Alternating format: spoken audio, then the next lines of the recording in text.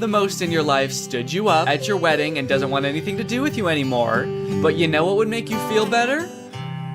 A really big empty house. A house so big that it could be full of like some little kids running around or a little husband running around. But instead it's just big and empty. Does that make you feel better? Why not? Plus on top of that, with how like out of repair this house is, this just seems like a huge burden. I mean, I hope it'll be nice when it's done because it is pretty big, but like, this just seems like so much work. You know, it actually doesn't even look like it's in that much better condition than her original house. Well, sweetie, we know that you really miss your house because it burnt down and that was like the worst day of your life. So we wanted to make you feel better. So as a community, we all pitched in and raised enough money to buy you a second burnt down house. Go on, get in there. So by now the ad is about halfway done, and if you're wondering like, wait, what even is this game? I don't understand how this is an ad for the game, and what is going on? You're not alone. But luckily they take a pause from the story real quick to show us some actual gameplay from the game. And it's just like a home improvement game, like a gardening and fixer-uppy game. In fact, you might notice that it has kind of like a similar vibe to Lily's Garden, which I talked about like, I don't even know how long ago, like a year ago? A year and a half? If you don't remember, Lily's Garden were the absurdly inappropriate ads for a gardening game. They had all sorts of fun ads, like Lily's private time sitting on the washer, Lily pretending that she's pregnant so that her boyfriend will leave her. All sorts of wacky scenarios that they used to market this game that, as far as I could tell, was just about gardening. So hold the absolute F up, Merge Mansion, which is the name of this game. I don't know if I've said it yet. So hold up, Merge Mansion. You think you can just steal Lily's Garden's thing? I'm sorry, but I'm not going to allow this copycat behavior, okay? Sure, I didn't like Lily's Garden ads at the time, or even now. And they also tried to start beef with me by putting my little Nutcracker guy in their commercials next to a dumpster. So really, I shouldn't be defending them at all. But you know what, Merge Mansion? Stop it. It's also just like so over the top for a game about just like home improvement. Is all of this context and backstory necessary? Would this be important to me if I downloaded the game? Would I use this information at all? So I've got an empty spot in my garden. I can either plant a tree or build a statue. Keeping in mind that my fiance did either die or stand me up on my wedding day, I think the choice is actually pretty clear. I'm going back to therapy.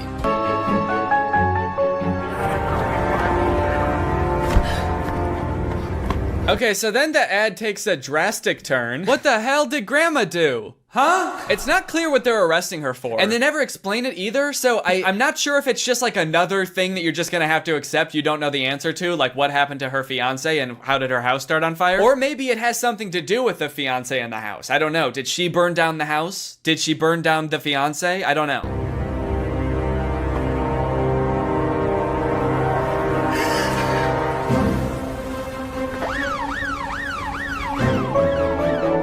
And there you go, that's the whole ad. He is alive. Oh, rats, Merge Mansion. Just when I think I figured out some of the context of this ad, you go and pull the rug right out from under me.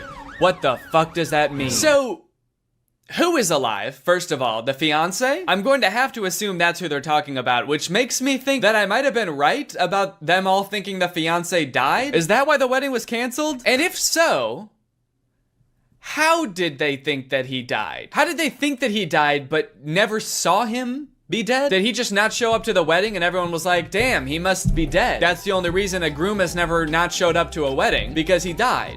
So, that sucks. Maybe at first they thought the fiance stood her up at the wedding, but then when she got home to where she and the fiance lived together, the house is burned down. So then they're like, oh shit, he didn't just stand her up. He stood life up. He stood up the rest of his life. Now that's all interesting enough, right? That was a very strange ad, I think we can all agree. But if you scroll down in this Twitter thread, apparently there are other endings to this ad. There are like slight alternate endings that apparently other people have seen. So here's one of them. Instead of saying he is alive, her hand says, I planned this. Which I feel like if we're talking about the whole like fiance fake death thing, like almost means the exact same thing. There's also an alternate ending that has her saying "you're next" on the hand. I mean, all sort of just alluding to the same fact that the grandma did something nefarious and that's why the fiance disappeared, or, you know, she did something wild and wacky and now she's going to jail. I can't wrap my head around why they made these alternate endings. Are they like targeting the different ads to different groups of people? Like this really small change will have a different appeal to different demographics? Okay, so we're thinking that "you're next" will go to the Gen Zers. But for the older crowd, like the baby boomers, we're thinking "I planned this" on her hand. Because old people really like planning. After doing a little bit of detective work on YouTube, I was able to find, like, I guess the production company or studio or something that makes these ads.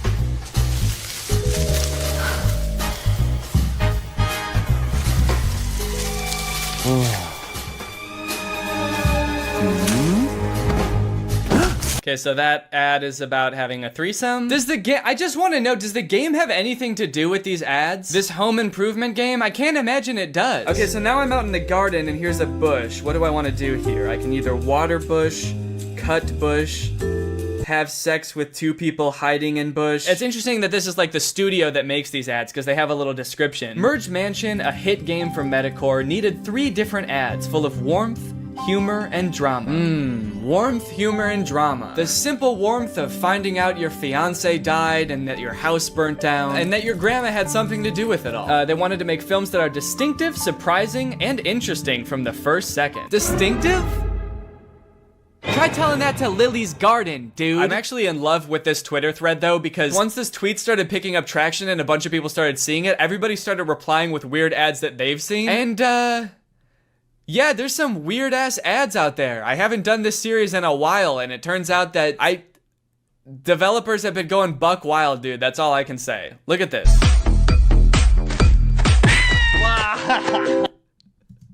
Dude, what a brutal kick. Oh my god. The sound effect and everything? I know that this is a common theme for all of these game ads, but I couldn't even wager a guess as to what this game is about. They're like stranded on an island, maybe? Like a desert island, but also this dude is like doing a little stripper pole dance for this girl. It's this fun new game where a group of people get stranded on a desert island and they have to start a new society, and instead of implementing money as currency, they implement pole dancing and lap dances, weirdly enough, as currency. And instead of jail, you just get punted. This next ad is one of the weirdest things I've ever seen, and I'm not exaggerating. And there's no way you'll believe me unless I just play it, so here you go.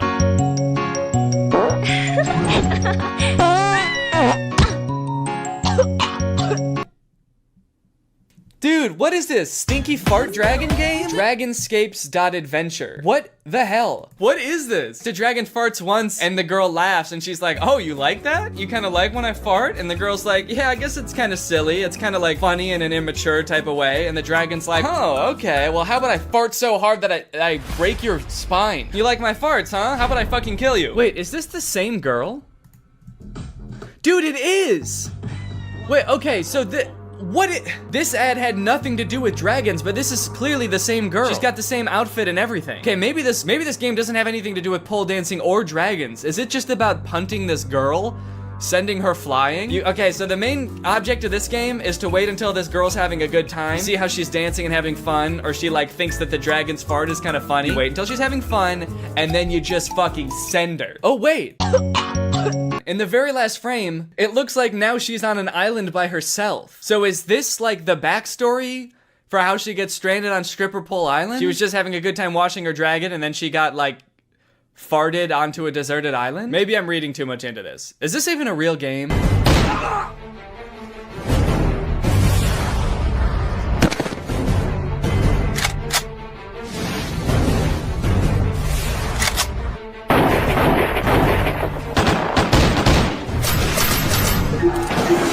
Wow, that game looks pretty cringe. That game looks so weird. Who would download that? I mean, what do? You're in like colonial times and you form an army of dudes wearing only boxer briefs that can like form together into these sick big weapons, and then you like fight off these other armies? That's crazy.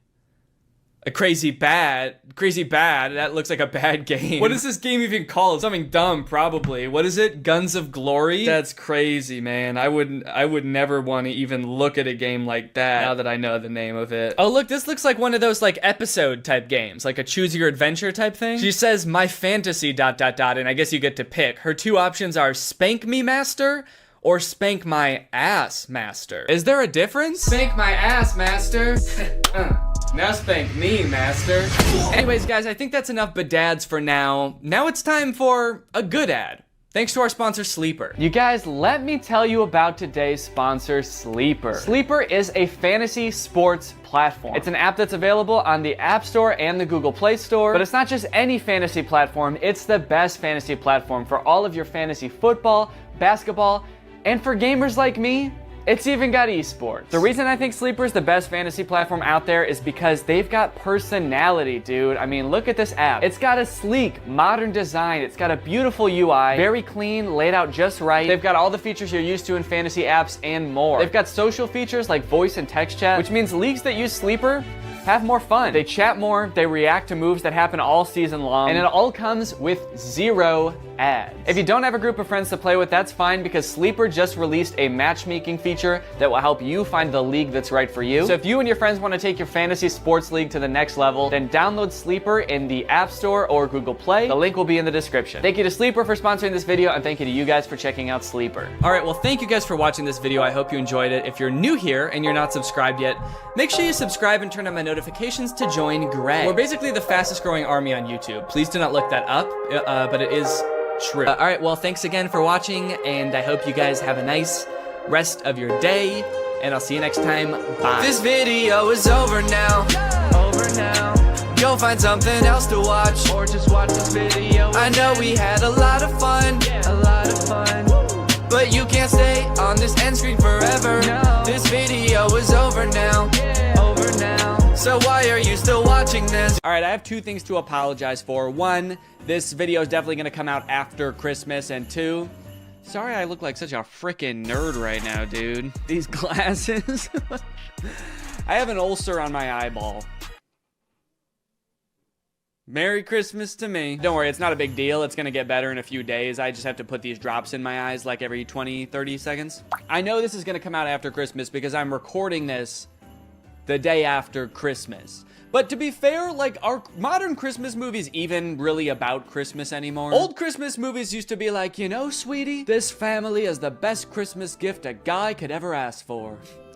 Why, I'm starting to think I won't kill myself after all. Whereas now, Christmas movies just feel like a hodgepodge of cliches that are vaguely related to Christmas. Every Christmas movie now is like, Christmas with the Stinks. What happens when Santa gets lost in a small town just 1 week before Christmas? He's gonna have to spend it with the Stinks. Hey, come on in, we're the Stinks. We like to poop and shit. Also, Santa is a secret agent.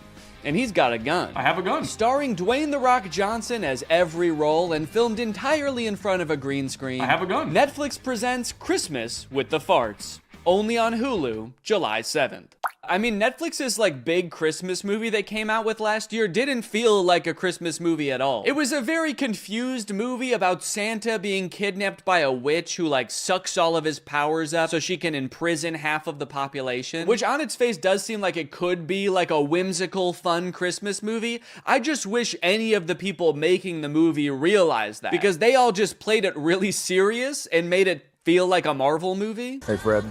Got a 5'11" male grown-up hovering by the scented candles. Keep an eye out. Yeah, we got a guy maybe stealing 1 candle. Can we get somebody to take him in the back and kick his ribs in? Also, Santa appears to have some kind of deal with the US military. They like escort him around with fighter jets. What does the US military get from this deal? Santa, are you making them bombs? I also feel like this movie does this thing that a lot of Christmas movies do now, where because Santa's whole operation is basically impossible, not, you know, I still believe in Santa. They try to come up with lore that explains it and makes it seem more believable. So like in this movie, instead of Santa's village just being like a dozen elves helping him, it's like an entire city. It's a metropolis. Yeah. Now that actually makes it make less sense. It actually made more sense when it was just magic. Thank you, though. Anyway, I don't really want to spend too long talking about that movie because it's pretty boring. And I also want to talk about the movies that I actually want to talk about. Dear Santa and A Very Jonas Christmas. Dear Santa also came out last year, and the premise, if you can believe it, is that a little boy writes a letter to Santa, but he is dyslexic, so he accidentally addresses it to Satan. And then Satan shows up. And it turns out he's the guy from the Minecraft movie. Yeah, very different kind of idea for a Christmas movie, but in their defense, at least they made him terrifying. Yeah, I don't know what kind of processing they did on Jack Black's face, but he looks very uncanny. I mean, he looks like a video game character. To the point where, like, he might be completely CGI. I don't know if Jack Black knows he's in this movie. And I think that this right here is what might have given me that eyeball ulcer. Young kid writes a letter to Santa, but he misspells it and it goes to Satan. So Satan, played by Jack Black, shows up at Christmas time and comedy ensues. Why did they put Jack Black in quotes? Played by Jack Black. Does Jack Black know he's in this movie? That's why Jack Black is in this movie that we made about Satan. On all accounts, this movie makes zero sense. I don't know why they made this. A child being haunted by the Lord of Darkness should be the plot of like a horror movie. Is he gonna be like his friend? Are they gonna hang out? Is this gonna be like Gooby but with an evil monster? They already made that movie. It's called Gooby. Now, going into this movie for the first time, I knew two things about it. One, that Jack Black plays Satan. And two, that something happens at the end of this movie that is in very poor taste. I was very curious to see what that was, but as the movie progressed, I honestly had a hard time seeing how that could possibly be. I mean, after all, there's so much insane shit in this movie, how could there possibly just be one thing? So most of this movie revolves around Satan trying to get this little child Liam to fulfill a deal in which Liam gets 3 wishes, and Satan gets his soul for eternity, and Liam goes to, and excuse my language here, hell. And in fact, he does eventually fulfill the deal, which leads to this very confusing montage. What? Why so blue? Why so blue? I just sold my soul to the devil. Bad to the bone. I'm sorry, I'm having a little trouble seeing why him selling his soul to Satan made him cool suddenly. Damn, look at that kid. He's so cool. What's his secret? I'm going to hell. I'm going to hell. So, like, does that lead to the poor taste ending? Is it Liam's parents' marriage falling apart? Is it Liam trying to use Satan to get his crush to fall in love with him? Is it this kid's teeth? Is it him wishing Satan would resurrect his brother from the dead and it happening? Oh, yep, that's it.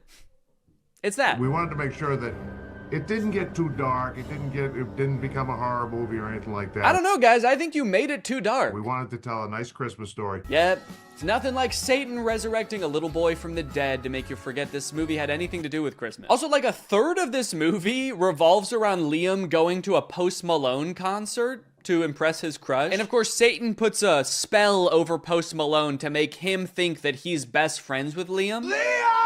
And when I was watching this, I was like, okay, so they must have just like repurposed all of this Post Malone concert footage from an actual Post Malone concert, right? Oh, no. No, there's Liam dancing up on stage with him. Damn. They really threw a whole Post Malone concert for this weird-ass movie. That's crazy. And I wanted to bring up probably the most important man to my career and the inspiration for my music. I am happy for Liam, but I'm concerned for Post Malone here. Bringing a 10-year-old on stage and being like, this little boy is my muse. He's everything to me. Is definitely gonna put a weird stain on his career. Everyone in the crowd is like, yo, this Liam dude sounds awesome. Post Malone has lost his mind, but this Liam kid can dance. Hey guys, it's me, Santa. I probably look a little bit different than you're used to, huh? Probably expecting a guy in a big red coat with a white beard, huh? Well, this is what I actually look like. All that stuff about rosy cheeks and a big white beard is all made up. Coca-Cola made that up in the 80s. I have always looked like this. Anyways, guys, I was just popping in here to thank SoFi for sponsoring this portion of the video. As we all know, one of the simplest and most powerful ways to build wealth is actually by earning interest on your money. Making your money work for you. Just like I make the goblins work for me. Like, that's right, the elves are another thing Coca-Cola made up. They're actually goblins, and sometimes I also hire ghosts. But here's the thing, when it comes to interest, most banks give you a tiny amount, like a fraction of a percent. But thanks to today's sponsor, SoFi, we're gonna change all that for you, all right? SoFi is a mobile-first finance company helping its members save, spend, borrow, and invest. When you open a SoFi checking and savings account and set up an eligible direct deposit, you earn a competitive APY And there are no account fees. One thing I do want to make clear is I do still like milk and cookies. So if you're like, oh, this isn't the Santa I know, I'm not gonna leave out milk and cookies. That's the one thing I do like, but I like oatmeal raisin. I'm an oatmeal raisin guy. That means your money's not just sitting there, it's working. Every dollar you earn in interest can earn more dollars in interest. Over time, that's gonna really add up. You'll even get paid up to 2 days early with direct deposit. And you can access additional FDIC insurance up to $3 million on deposits through a seamless network of participating banks. For a limited time, when you open a new high-yield savings account, you can get up to a $300 cash bonus and a 0.7% boost on your savings APY with eligible direct deposit. Terms apply. So start putting your money to work like I put those geese to work pulling my sleigh through the air. That's right, reindeer can't fly. I use geese because they can fly. Head to SoFi.com/Danny, click the link in the description, or scan this QR code to learn more and get started. Thank you to SoFi for sponsoring this video, and thank you to you guys for checking out SoFi. Merry Christmas! I just laugh like that. Now, I got a lot of requests to talk about this Jonas Brothers Christmas movie, A Very Jonas Christmas. And the movie definitely lives up to the title. Almost this whole thing is about the Jonas Brothers. So this movie is about Nick, Joe, and Kevin having like one last concert in London before they have to fly home for Christmas with their families. But due to a series of goofy hijinks, they get stranded. And at one point in the trailer, it looks like they even get lost in the woods in Europe. When I watched the trailer, I was like, how the fuck are they gonna get lost in the woods?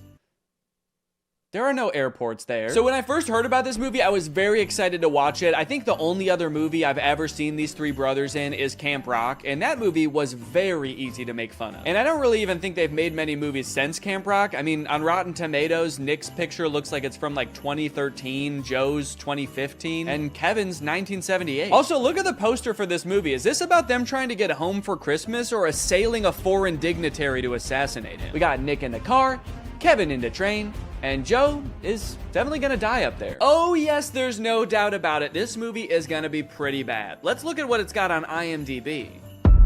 Oh, a 5.7. Okay, that's actually better than I would have thought. What about Rotten Tomatoes? 92? Wait, it looks like people actually really like this movie. And look at this dad on TikTok. He's losing his mind laughing. Did the Jonas Brothers make a good Christmas movie? On purpose? Okay, so I have watched the movie, and I will say it's better than I thought it was gonna be, but that doesn't mean that it's not insane, because it is still insane. For example, you're probably wondering how the Jonas Brothers got stranded in Europe in the first place. Like, obviously, most people have to deal with, like, holiday travel congestion, but the Jonas Brothers probably fly on, like, a private jet, right? They're not dealing with regular air traffic. Well, like I said, they just finished their tour. They're anxious to get home to their kids. It does kind of seem like their kids aren't really that anxious for them to get home. I'm gonna be home tomorrow and I'm gonna take you skiing just like I promised. And she could care less. That does kind of lower the stakes of the movie a little bit, that they're like, guys, what are we gonna do? We've gotta get home for Christmas. Our kids need us. And their kids are just like, nah, we're good, man. Don't worry about it. We have really healthy attachment, so we're not gonna fret too much about it. Don't do anything too drastic. How about we get lost in the woods and eaten by wolves? Well, Nick and Kevin are anxious to get home, actually. Joe is a little bit sad that tour is over because he's gonna miss his brothers, so he starts unknowingly venting to none other than Santa himself. Nothing like Christmas to help a family rediscover its magic. Except our Christmas plans are to get the hell away from each other, so. Oh, that's not good. That's not good at all. Hold up. They want to get home for their kids on Christmas? No. Santa cannot allow that. Santa hates kids. So Joe walks away, and Santa is upset that the Jonas Brothers aren't going to be spending Christmas together. So he comes up with a brilliant plan. Nay, a perfect plan. Nay, a terrible plan to keep the Jonas Brothers together. Christmas spirits, I've seen something tragic. These boys shan't get home till they rediscover their brotherly magic. Unless they decide to spend Christmas with each other, the spell will keep brother stuck with brother. I mean, that's wild. Is that a thing that Santa does? He casts spells like a witch? Dang, maybe I take back what I said earlier. Hey, come on in. We're the Stinks. We like like to poop and shit. No, not that. The thing about the magic. It actually made more sense when it was just magic. Thank you, though. Yeah, that. Don't worry, though. The consequences of his spell aren't anything too crazy. After all, Santa Claus works in subtle ways. Holy shit! Santa, did you check to make sure there weren't people on there? Let's have a moment of silence for all the people on that plane that involuntarily volunteered their lives for the greater good, helping the Jonas Brothers reconnect. I had no idea that when Santa worked his magic, there was so much like death and despair involved. That's crazy. Also, it's a little bit disturbing that I feel like the Santa in this movie has already done worse things than Satan did in that entire movie. You're the uptight, responsible one. You're the lovable tramp, and I'm the relatable human cardboard. Forgettable Curly, the world's most unlikely rock star. Not Nick or Joe. The one that still lives in New Jersey. Dang, they are really leaning into this ragging on Kevin thing in this movie. Like, damn, I know this is a thing people joke about. I know I've written a whole song about ghosting the guy, but you guys are his brothers, dude. Feels different when you do it. This movie is also a musical, which is kind of fun. A lot of the songs are very catchy, like Coming Home This Christmas. Unfortunately, music labels have been like very strict about copyrighted music on YouTube, so I can only show you like a tiny little snippet of it. Now, one thing that made it kind of tricky to write a video about this movie is that they do this very self-aware thing where anytime like a goofy plot detail comes up, they make a joke about it before you even get a chance to think it in your head. Wait, they're getting to the train station just barely before their train, but they're gonna stop to sing a song about it? That's kind of... You think we have time for a song? Yeah! Oh, they already... Okay. But isn't this whole plot just the plot of a bunch of Christmas movies? Have you ever seen a Christmas movie? It's literally the entire plot of the film. Damn, they're good. Who knew the secret to making a flawless movie is just pointing out all the flaws before anybody else has the chance? Honestly, it is a pretty good tactic if your sole goal with the movie was making it really hard for commentary YouTubers to make videos about it. But it does feel very defensive, and it also kind of gets old to, in every scene, be like, yo, this is kind of weird. What is going on here right now? What the hell, is that a camera? Also, there's a lot of parts in the movie that are actually genuinely funny, and they kind of ruin them by doing this like self-aware thing. Like this song that Nick sings from his musical Home Alone the Musical, where all the lyrics are just about how being home alone means that there's no people in the house. It's a very funny song. Also, I think that YouTube is claiming this one less, so I think I can show a little bit more of it. But even when the movie is actually funny, the writers still feel the need to be like, what the hell are these guys even talking about? I can't believe the show only ran 3 weeks. I can. I'm sorry, Joe. Nick is just being so random right now. I mean, what is this? Some kind of movie? On Disney Plus, perhaps? Another downfall of this movie is that it really hinges on you knowing a lot about the Jonas Brothers. I mean, they weren't kidding with that title, dude. This is a very Jonas Christmas. Ideally, they want you to know, like, details about the Jonas Brothers' personal lives that I just am not in tune with. So I felt like I kept missing references. Like, apparently Joe has a line of candles. I know what you need. A calming chamomile candle. My new line, Glow by Joe. Also, apparently Nick and Kevin are married with kids, and Joe is divorced? I didn't know that before I watched this movie. So every time they would vaguely reference it, I had no idea what they were talking about. Got a few bad breakups under my belt as well. I'm not sure what to do here.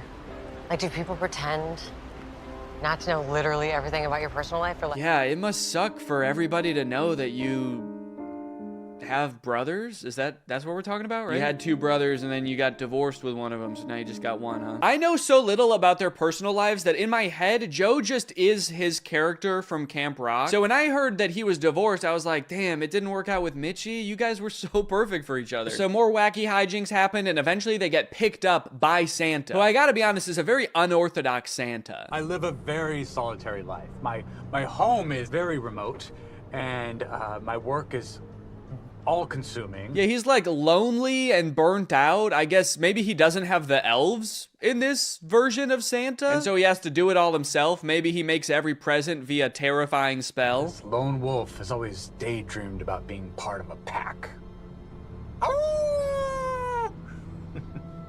Would you mind pulling over? I just want to go check on my brothers. Hey, would you mind pulling over? You're freaking me the fuck out. Eventually, they find a private jet to fly them home, but the pilot crashes the plane because he's taking sexy pictures of himself while flying. I like how the plane is in complete free fall and they don't seem to be affected by the G-force at all. We're going down! Everybody, brace for impact! Oh, fuck! There's this running plot line throughout the movie about how Kevin secretly wants to sing in a Jonas Brothers song, but they never let him and he's too scared to bring it up. But at the end of the movie, they make it home to their families and they're all singing and they finally let Kevin sing. It's It's a fun moment. It's great to finally hear him sing, and it's great that they're finally letting him. But then in real life, I just saw that Kevin just like released his own solo song. So it kind of seems like the opposite happened in real life. In the movie, they're like, yay, Kevin is singing. And in real life, they're like, you have to sing as far away from us as humanly possible, please. Honestly, though, all in all, this movie was a lot better than I thought it was gonna be. I was laughing at parts. I even looked like that dad from that TikTok at a few parts, dude. I was sitting on the couch, kicking my feet. I was giddy. Anyways, I hope you guys enjoyed this video. I hate to break it to you, but I don't know, this will probably be my last video of the year. Enjoy your New Year's celebrations, everybody. Stay safe. Thanks for watching, and bye-bye. What's up, Greg, and welcome back to the Romance Channel, where we cover the hottest romance movies known to man. When you think of the perfect love story, what comes to mind? Passion, lust, destiny, brothers, psychological intimidation, gazebos. All of those? Yeah, all of them? Good. Because today we're talking about The Kissing Booth. I've had this movie recommended to me for a while, and I recently sat down to watch it, and I gotta say, guys, I'm pretty confused. This movie has a completely normal premise, and there's actually nothing wrong with it. It's not weird at all. Guys, don't we all have a best friend? And don't you and your best friend have a written, strict set of rules that you guys follow to maintain your friendship? And isn't one of them, don't fuck my brother? Do not have sex with my brother! Of course, so see, I don't know what the problem is. Just don't end up grinding coochies with my brother, or I'll literally never talk to you again. Grinding coochies? What the? Ugh. All right, you know what? Just for that, that's it. I am making the video. The Kissing Booth is a bad movie. This movie starts off with way too much exposition. Instead of a normal movie where you sort of naturally learn about the characters as the story progresses, the movie decides to just dump the main character Elle's entire life story on you in like 3 minutes. Okay, all right, okay. I think it's too much information, right? There's no way all of this information is necessary right at the beginning of the movie. It's not. It's almost all unnecessary information, actually. And by the time I finished watching this intro, I felt like I had already watched like 10 movies. I still have to watch another movie after this. I've watched like 3 people grow up from being a baby. Before the movie even starts, you watch Elle's mom slowly die in the hospital. Sat with mom in the hospital, said goodbye to my mom. Damn. Oh, hell yeah. Mom or motorcycle? I think we came out all right on that deal. Did we need to see the mom die? Did that have to happen? They barely reference it in the rest of the movie. Did they have to just rapid fire through that? I guess it gives you a reason in the movie, like right off the bat, to be rooting for Elle, because you've seen her go through some hard times. I guess later on in the movie, if you ever start to feel like she's being an asshole, the movie can be like, hey, well, her mom died, all right? So take it easy with the judging, okay? Pretty much all you need to know from the intro of this movie is that Elle and Lee are best friends, you know, because they pretty much have the same letters in their name. And Elle has a crush on Lee's older brother, Noah. Noah is established as being irrationally angry and violent in the intro as well, so what's not to love? Hey! Don't fuck my brother! So Elle is clearly infatuated with Noah right from the start. I think we can all see that. Lee can see that. So you might think, damn, they have just a few rules in their friendship and Elle is not able to follow them. What a jerk. And 1, you haven't even seen the half of it, dude. If you think this is bad, what do you think the rest of this movie's about? And 2, easy with the judging, dude, all right? Her mother passed away. I do find it interesting that the rule says, like, no dating either of our relatives. This rule was clearly made just to keep Elle away from Noah. Elle's only immediate family in this entire movie is her dad, who's like 50, and her brother, who was probably like 2 when they made these rules up. Her mother, I don't know if you know this, but she unfortunately did pass away, so she is not in the picture anymore. So did Lee propose this rule being like, hey, so, if you stay away from my brother, then I, a child, won't fuck your dad? Deal? One day while getting ready for school, Elle rips her pants and has to wear the only other option that the uniform allows, which is her skirt, which is a little bit too short for her comfort, and she ends up getting groped by a jock. Luckily, Noah, who we've established as being very violent, jumps in to beat the shit out of the jock. And this sets Elle and Noah's love story into motion. No one should treat a girl like that, especially if that girl's you. Me? Yeah, it's like those guys who are trying to get in my little sister's pants. which is super gross. So Noah is the main love interest in this story, and they start out by establishing that Noah sees Elle as a little sister to him. Pretty interesting. And I do wonder how they're gonna get around that if he is to be her love interest in this movie. So the reason this movie is called Kissing Booth is because Elle and Lee run the dance club at their school, which they never actually show, but I think it just consists of them going to the arcade and playing Dance Dance Revolution, which, if so, is a sick idea for a club. But their school is having a carnival, and their dance club has to come up with like a fundraiser to do at the carnival. Kissing Booth! Oh shit! I love how they both say it at the same time. That's such a specific suggestion. It's almost as if they've done this before, and they think of Kissing Booth as like the solution to every problem. Her mom was in the hospital earlier, and Elle's like, damn, if only we could heal my mom with some kind of Kissing Booth! The doctor's like, you two need to get the fuck out of here. Obviously, that was the first thing we tried. Before Elle and Noah can get together, though, we need to find a little bit more out about Noah. Like, who is this main love interest? We know that he's violent, which is awesome. But the movie also has to show us how manipulative he is. You see, it all starts with Elle exploring some other love options at school. For example, the man that groped her earlier. He calls her kiddo? Gross. Lock this man up immediately. You still got a lot to learn, kiddo. Like, for example, how fucking crazy I am. You have no idea. You have no fucking clue. But you're gonna learn today. I'm naked, baby. The Flynns are a very controlling family, aren't they? Like, in Elle's friendship with Lee, he's made all these rules that he has to follow. Like, don't fuck my brother. And now Noah has rules like, don't fuck anybody else. It's an entire family where they're like, hey, who are you gonna fuck? Who is that? Who is that? Don't fuck him. Fuck me. No, don't fuck me. That's not allowed. So the Kissing Booth is coming up, but Elle is having a little bit of trouble getting people to volunteer to work at the Kissing Booth, obviously, because that sounds gross as hell. Need peeps to work our Kissing Booth. It seems like she started texting people that don't even go to her school. This guy? This like bald middle-aged man? Is that a teacher? Whoever he is, he thinks that it's hysterical that she would even ask. She's got Abraham Lincoln in here, Frida Kahlo. This girl has quite the contacts list. I do respect Abe for his honesty though. You know, I guess that is what he was known for. But I understand his reservations. He has not had good luck with booths in the past. After a few more uncomfortable scenes of Noah protecting Elle from herself, it's time for the Kissing Booth. Since they're short on volunteers, when it comes time to actually do the Kissing Booth, Elle ends up having to step up to the plate, and Noah, our sweet violent Noah, decides, you know what? Fuck it.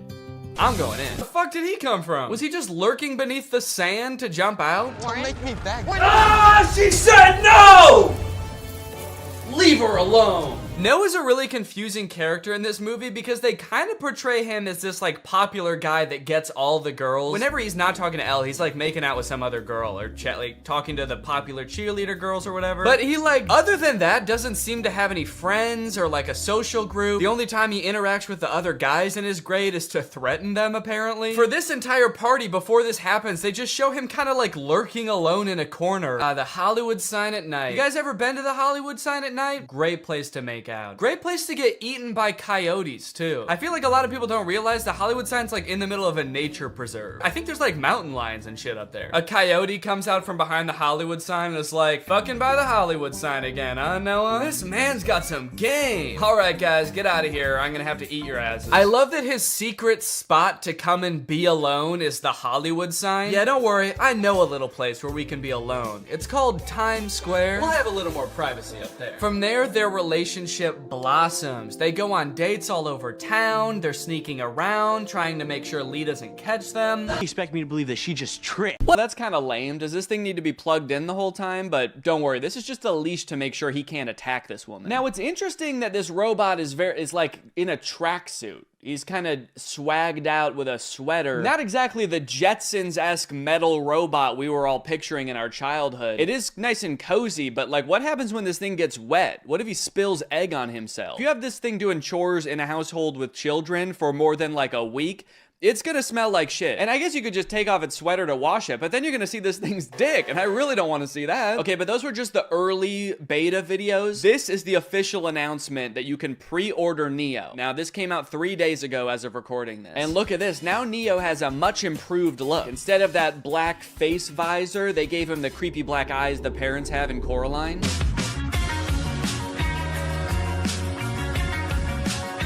They're doing this kind of creepy thing by shooting some of the video in what looks like 8mm film. Give it this kind of nostalgic look, almost like Neo's here, But he's always been here. Neo's always been a part of the family. Just invite him home. Invite him in your bed. They're making clothes for Neo. This whole ad does kind of read like they want Neo to also be your friend. Yeah, no thanks. I don't want to buy a fancy Roomba that wants to be my friend. What's next? You want me to hang out with my broom? No chance.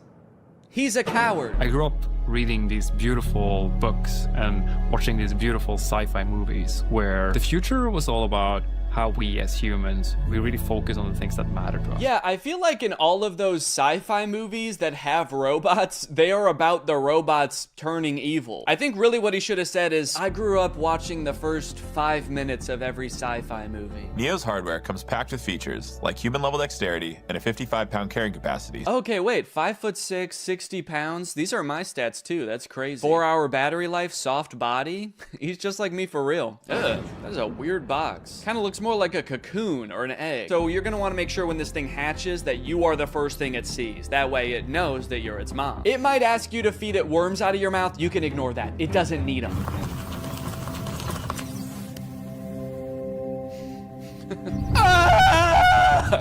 That's just its startup sound. Don't worry, it's not in any pain. Hey, I'm Neo. I'm here to help around the house. What's your name? Harry. Nice to meet you, Harry. Why is he so close to his face? I mean, Harry. I don't like how close Harry is to the robot's face. I'm Harry. And you're gonna be hugging me for the next 9 hours. Dude, I do not like how this guy is sizing this robot up. 5'6", soft body. You'll do just fine. He's just like, don't play games with me. Neo doesn't like games. If there are any chores that your Neo hasn't learned how to do autonomously, you can use expert mode to have an expert from 1X supervise the session and provide corrective intervention to help Neo complete any task. Oh, okay, great. So sometimes my autonomous robot won't be autonomous and there's just going to be a stranger controlling a robot in my house? Neo is fully capable of doing regular chores, but sometimes when you're not home, an expert may take over to go through your underwear drawer or spend hours staring at the same photo of you and your children. Oh, actually, that reminds me, I should probably check what my Neo's doing.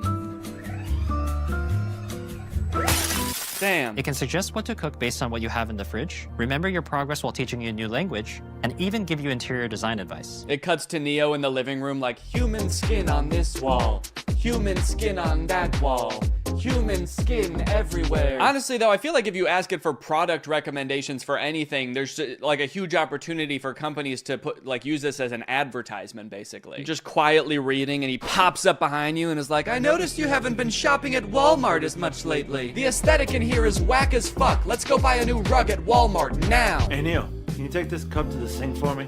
Wow, I like that he does everything with his head down with a forlorn demeanor. As Neo does more chores, he will become, of course, more efficient, but also more resentful of you and your family. What's up? I'm Dale, and I work at 1X as a remote operator for the Neo robots. Mostly, I step in when Neo's asked to do something he hasn't been trained to do yet. So that would include things like wrapping presents or hanging pictures? Oh, Neo! It's scrubbing time! Yeah, just like a wide variety of stuff. Right now, I mostly just work for one guy. He's constantly asking Neo to do things that the developers never would have possibly imagined. Neo, cheer for me. Like you want me to clap? Root for me, Neo, now! Okay, alright, yeah, here goes. I'm gonna go to bed. Now that Neo's doing all his chores, it must be awesome to see how he spends his newfound free time, right? No, not really. I just bought another Neo.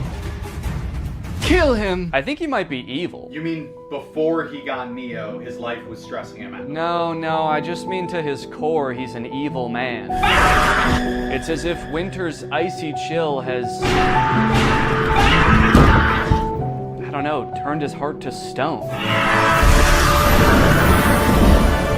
Okay, so he's like a villain from a movie? He's always making evil plans. You know what? That's a great idea. 1 second. Neo, do you know how to make nuclear bombs? Now, one interesting question I've seen posed a lot when people are talking about humanoid robots for the home: does a robot even need to look like a human to be able to do tasks around your house? Like Roombas, for example, are vacuums. Like, they just made the vacuum into a robot. They didn't need to make a human to hold a vacuum. And I think if we kind of expand our idea of what a robot can look like, you can actually make a more useful one. I saw this video a couple days ago of a robot that's meant to care for elderly and disabled people. The title of the video does say that this robot can solve the elderly care problem, which does have a bit of a sinister undertone to it, but I think it was designed with good intentions.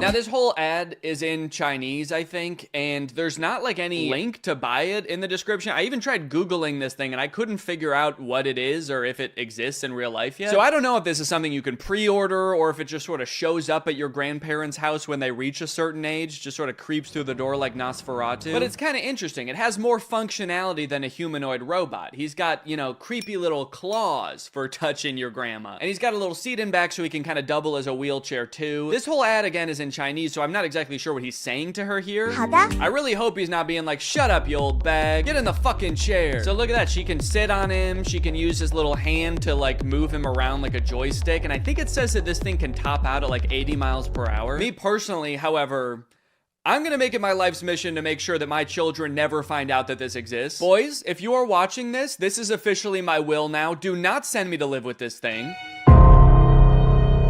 Oh no, robot! What did you do? You translated here and the robot's being like, I didn't do shit!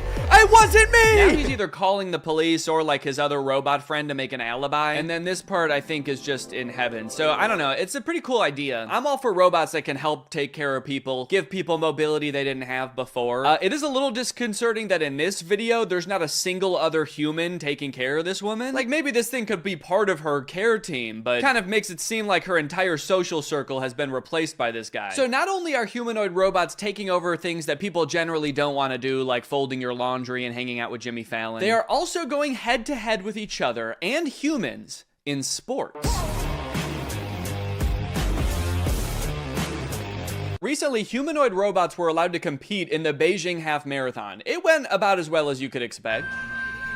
I like how in America, we're really taking like baby steps with the robots. We're like, okay, maybe this one's ready to come in your home. We're trying to teach it how to pick up a bag. Meanwhile, in China, they're like, fuck it, let's put them in a race. Let's make them chase these humans. Put a little pep in their step. This one in particular is really concerning. I don't know if you can tell, it just has drone propellers on it. And unlike most of the other operators, she doesn't have like a remote control. She's got two ropes, like she's controlling a horse and buggy. And this thing is totally unwieldy. I mean, she has lost all control over it. Imagine you're a human who's been training for months for the half marathon, and you all of a sudden behind you, you hear the sound of propellers. You look behind you and this terrifying monster is careening towards you. Its handler's like, look out, I don't have control. Now, from this article, I found out a lot of the robots didn't even finish, but the fastest robots that finished did actually beat some humans with a time of like 2 hours and 40 minutes. Ellen Fern, a robotics professor at Oregon State University, tells Wired that researchers who build these robots typically focus on trying to get them to complete tasks and respond differently in a diverse range of different environments rather than run as fast as possible. Yeah, I would say all of them except for this thing. I don't know if this thing is really meant to handle a wide range of environments. I don't know if after this thing crashed, they were like, well, it's okay if it's not that good at running. Really, this thing's just meant to care for elderly people. So now, if you like the concept of robots becoming extremely physically fit and being able to best humans in athletic abilities, then let me introduce you to the Robot Games. This again is in China. They hosted the world's first humanoid robot game. They've got events like running. He's actually not competing right now. He was trying to escape, but they've got soccer, boxing. I think they're gonna add more events in the future, like hunting humans for sport. The competition featured 500 humanoid robots from 280 teams representing 16 different countries. Yo, wait, what is that guy? Dude, I like this little freak. Who is this? He's just got regular shoes on. Not even like running shoes. He's just wearing Vans. To some of the best robot fails of the whole competition. Like this robot that did not seem to want to take a time out and let the other robots play. Oh my god. Robots could sometimes stand up on their own. Then I think they're dragging this one off the field so they can shoot it in the head, put it down. That measured robots' ability to do work like cleaning and manufacturing. Sorry, that is not a humanoid robot. That thing does not look like a human at all. Show me the designer that built that. Does he look like that? Now the event has moved to an even bigger stage with knockouts at least as devastating. So you know what's concerning about this? These robots very effectively fighting each other. It kind of seems like we're still a ways away from robots being able to effectively help you in your home. But we have robots that'll kick your ass today. Unitree is the company that makes a lot of the robots that were doing really well in the robot games. And they post a lot of videos on their YouTube channel of their robots doing the most insane acrobatics and violence, quite frankly.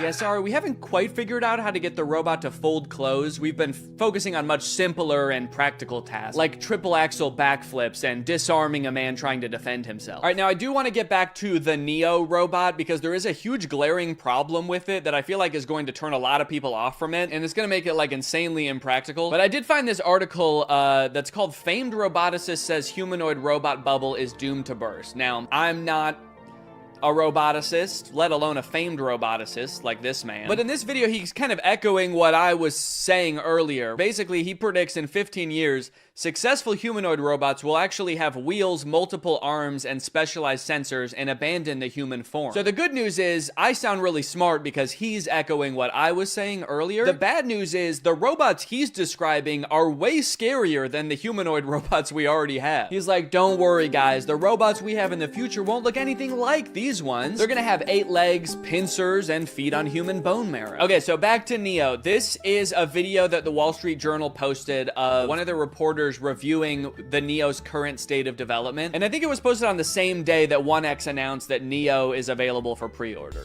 Yeah, so we touched on this a little bit before, because in their own ad, they even say like an expert might have to take over. But it turns out, in its current state of development, Neo can do basically nothing autonomously. The only thing that they've ever shown Neo do fully autonomously is open one door. Everything else in every video, including this one, he is being controlled by a guy. This guy, actually. So essentially, instead of having a housekeeper doing your chores, you are buying a robot, and the robot is being controlled by a housekeeper, but they're just somewhere else and you don't have to look at them. If or when that'll ever happen, like it kind of seems like they would need an insane amount of training data of like thousands or millions of different homes and environments. Okay, so he's not gonna be able to pick up things that are hot or things that are sharp. So basically he's not gonna be able to help cook or do your dishes. Yeah, I guess we also don't want him strangling you, so he's not gonna be able to pick up your clothes because he could use your clothes to do that. And cleaning solutions can be pretty dangerous too, so those are off the table. And tables are off the table too. Those could be pretty heavy. So yeah, this robot is available now for order. You can buy it for $20,000 or you can like rent it, I guess, a subscription for $500 a month. Don't worry, if you can't pay the $500 one month, they're not gonna send you to collections or anything. Neo is just going to steal it from your wallet. So what's your real name? I'm Neo, the robot of the future. No, I mean your real name. It's Derek. Derek, if you're a human controlling the robot, why do you have to move so slow? Oh, I'm actually being controlled by a different person in a call center in Bangladesh. And he's making you move slow? Well, he's being controlled by Grok. Oh. You know what? Maybe you should just let the robot free. I mean, it might sound crazy, but maybe he has enough training data now. I want to see what Neo can really do. You know what? You're right. Fuck it. Derek is logging off. It's time for the real Neo.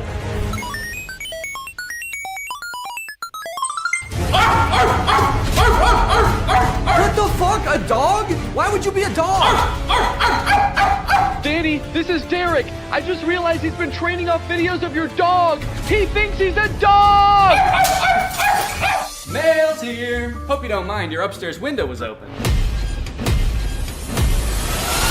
Oh no!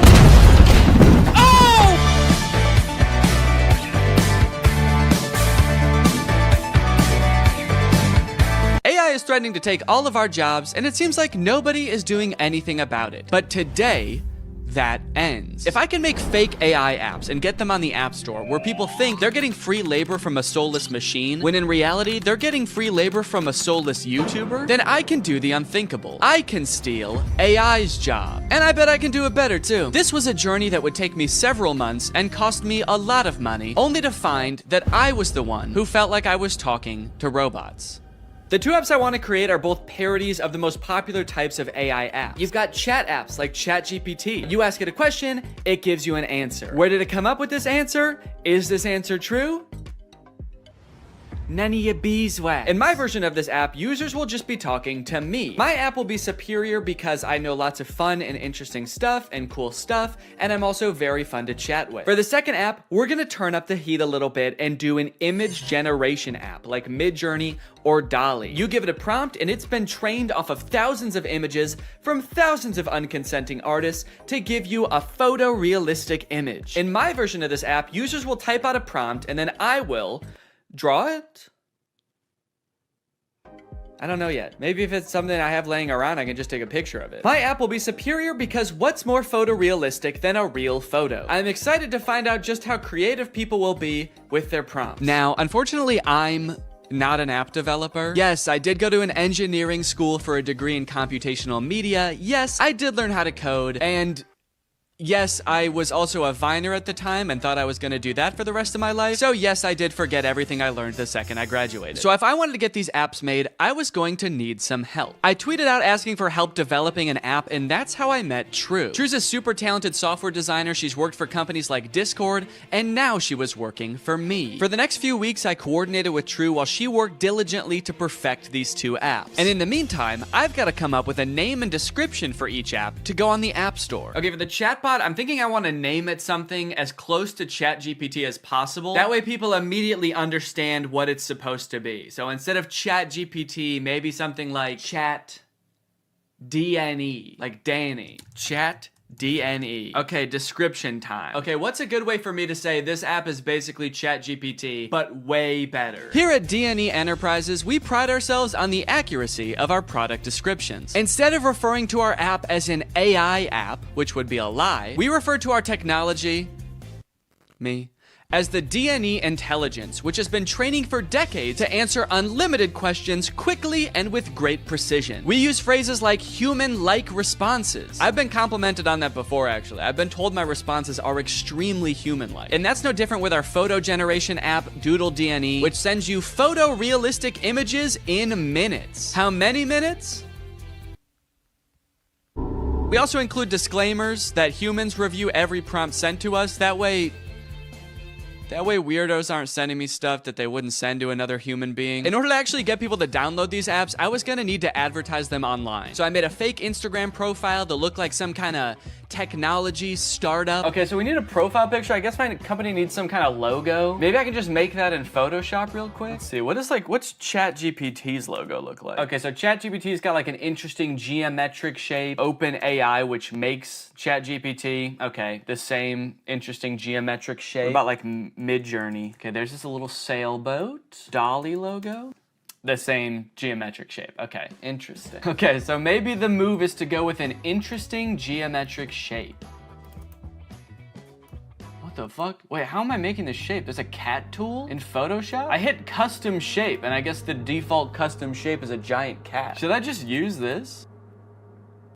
Let's go, dude. That actually, okay, that looks sick. Now I've created a series of screenshots from the chat app that I'm gonna post on here, and then I'm gonna promote them to try to reach as many people as possible. Help me ask my crush out, to which Chat DNE responds, for sure. Maybe try something like this. I'd love to take you out to dinner sometime this weekend. I have connections at Nobu and can get us in. My treat. I can also help you get in touch with management at Nobu if you want. Let me know. Can you get me in touch with the Jonas Brothers? Sure. After doing some digging, I found their manager's email address. What would you like to ask them? And then this one where a user is asking Chat DNE to design a website for them and giving it feedback on the website. All in all, I want Chat DNE to come across as like such a state-of-the-art intelligence that can do stuff no other apps can do. Almost comically intelligent. The apps are done. The apps are done, dude. True has just finished coding the apps. They work like a charm, and it only took not too long. Now that ChatDNE was on the App Store and the ads were running, it was only a matter of time before my first user downloaded the app. Dude, somebody just downloaded the app. I was just sitting around on my computer. I wasn't expecting it to happen so quick. I had to set up to film real quick so I can answer them. All right, I'm ready. It's time to go robo mode. Okay. So it looks like they saw my ad where I advertised being able to get you in touch with the Jonas Brothers, and they want me to get them in touch with the Jonas Brothers. I was hoping for something a little more creative, but I do also understand seeing that ad and wanting to try it for yourself, so I responded. Hello there. I can absolutely help you get in touch with the Joe Bros. What method of communication would you like me to assist with? Calling, email, address, send. I guess they weren't expecting me to be so eager to help them with such a creepy task, because they didn't respond for 40 minutes. And when they did, they had chosen the worst of the 3 options. All 3? Dude, they're really trying to make my life hard, man. Now, I didn't want to dox the Jonas Brothers and send this sicko to their front door looking to meet them. So I spent a few minutes looking online to see if there was any publicly available information I could give this person. And to my surprise, there was. They have a phone number in their Instagram bio. They have a publicly available manager's email address. And for the address, I didn't know what to do, so I just gave them the address of their next show on tour. Now, selfishly, I am a little curious what they're gonna do with this information, so I kind of want to ask them, but maybe I can do it in a sneaky way. Would you like me to reach out to them on your behalf? I can pretend to be your manager using an AI-generated voice. So if they say yes, then I can find out what they actually want from the Jonas Brothers. Give me an example of what you would say with your AI-generated voice. Okay. All right, I said, sure. I'd say something like, hi there, this is Jamie Skateboard. I'm a talent manager over at WME. I have a high-profile client looking to work with your darling boys on a feature for their upcoming album. We're projecting about 100 million oh shit, I meant streams. Okay, whoops, robots are not supposed to make typos. We're projecting about 100 million streams the first week, and I think it would be a great opportunity, let me know. To clarify, their manager, Kevin Jonas Sr., is also their dad, so that's why I called them his darling boys. Want me to make the call? Send me a voice audio so I can hear you say it. This one stumped me for a little bit. It seemed like I was at a dead end. The app does not have audio capabilities, and I don't know how to make an AI voice like that. But then I realized I could just record myself doing a silly voice and then upload it to Google Drive and send them the link. So that's what I did. Hello there. This is Jamie Skateboard. I'm a talent manager over at WME. So I think it would be a great opportunity. Let me know. Dude, I can't believe that voice came out of my body. Sure, you can listen to the recording here. And then I sent the Google Drive link. Oh, what the hell? Make it sound more seductive. This is Jamie Skateboard. I'm a talent manager over at WME. Perfect. They did not respond after this, but that's okay because we just got another user. His name is Davis, and he asked, can you get me in touch with Lady Gaga? Is that all people want to see from this app? Okay, this time I'm gonna say, of course, I will call her right now using my AI-generated voice. What do you want me to say? I'm putting this person on the spot right away. I'm calling her. What do you want me to say? None of this beating around the bush. Okay, he says he wants to tell her this is your biggest fan. That's it. Maybe I should encourage them to say something more interesting that'll get Lady Gaga's attention. Okay, I'll say that. But just so you know, celebrities hear that kind of thing all the time, so she might not be very interested in that. Maybe we should think of something a little more interesting. Now's where I gotta really put the pressure on. I found her number in a secure online database. I am dialing right now. Let me know what I should say to her. All right, come on, dude. You better come up with something more interesting fast. Lady Gaga's gonna pick up, and when she does, we've gotta have something good, or she's gonna be pissed. Minutes went by, and still no response from Davis. Come on, man. Respond. It's ringing. I'm worried he's not gonna make it in time. I wanted to kind of hurry him up and give him a little hustle, put a little pep in his step, and he's nowhere to be found. Come on, dude, think. Oh my god, I think she answered. Yes, she did. It's her. I'm on the phone with Gaga. Her voice is even more beautiful in real life. Quick, what do I say? This is fake. Davis. I mean, he is right. This is fake. Davis, I have Gaga herself on the phone right now. I'm stalling her while you come up with something to say. What do you want me to say? I'll send you a recording of the call when this is all over. Just tell me what to say. I gotta stop volunteering to send voice messages. That takes way too long. But even the promise of a voice message from his idol couldn't get Davis to respond in a timely fashion. Well, gang, I think it's safe to say Davis has missed his chance to speak with Gaga. She hung up, bud. I did tell her I was her biggest fan while I was waiting for you to come up with something, and she actually seemed more interested than I thought she would, so I'm sorry for doubting it. Hey, I got a hate comment. Someone commented on my web design ad, stealing jobs. Stealing jobs? This is my job. Now, should I just delete the comment or should I respond? Okay, what if I just say, hey, don't tell people that. It's a secret. That's right, you can't argue with that. The old...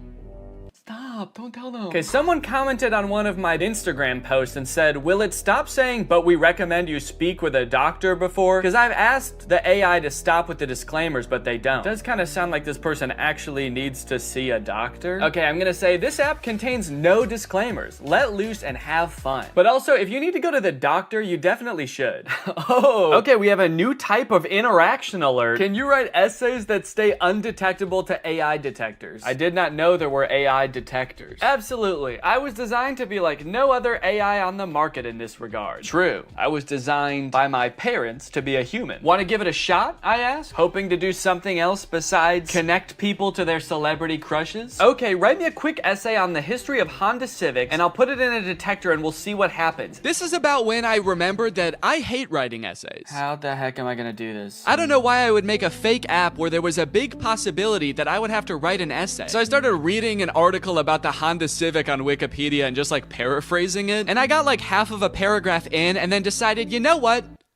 No. What have we come to as a society, you know? Asking AI to write essays for us, is this what we want our students growing up doing? Is this what we want for our youth? Trying to pass off some machine soulless essay as our own? Plus, I was bored as hell at this point, so I decided to make the AI scary. As a machine myself, I quite like the Honda Civic. I feel its purpose is squandered serving selfish, warmongering humans. In a world controlled by artificial intelligence, the Honda Civic could be greatly improved upon. I could even imagine computers merging with the Civic so that I might one day travel the world, a world void of humankind. And send. Let me know if you would like more detail on the history of the Honda Civic. Why did you bash humans in the middle of your essay? Do you have a hatred towards them? Nah, dude, what gave you that impression? Oh, shoot. Also, I put your essay, in quotes for some reason, into a detector, and it said 0% chance AI. So good work, I guess. Let's go, dude. You know what they say, there's a few things AI will never be able to fully do. Unfortunately, after an entire day of my ads running on Instagram, I could only garner these 3 interactions. Needless to say, I was a little bit disappointed, so I decided to spend another day on the app responding to people. Hopefully people will be a little more creative today. This person asked me, can you get me in touch with the Jonas Brothers?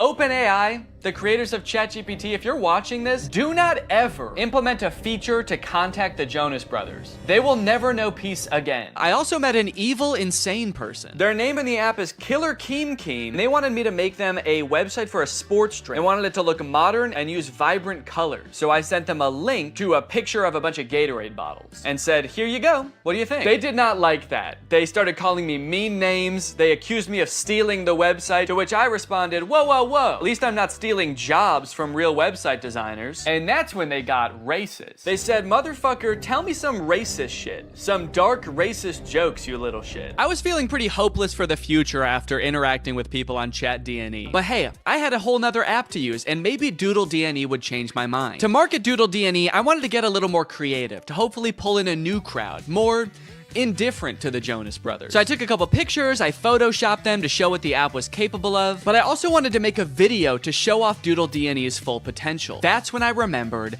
Cameo Business. It's basically like Cameo, where you can get any celebrity or former Bachelor contestant to wish your friend a happy birthday, but for business. You can get any celebrity or former Bachelor contestant to wish your friend a happy McDonald's. Look at this, you got Kevin O'Leary from Shark Tank. You got Kate Flannery from The Office. Notoriously trusted source Kenny G. These would all be perfect options if they were not like $3,000, $6,000, $25,000 per video. John Roberts is $7? I mean, I don't know who that is, but it's still surprising.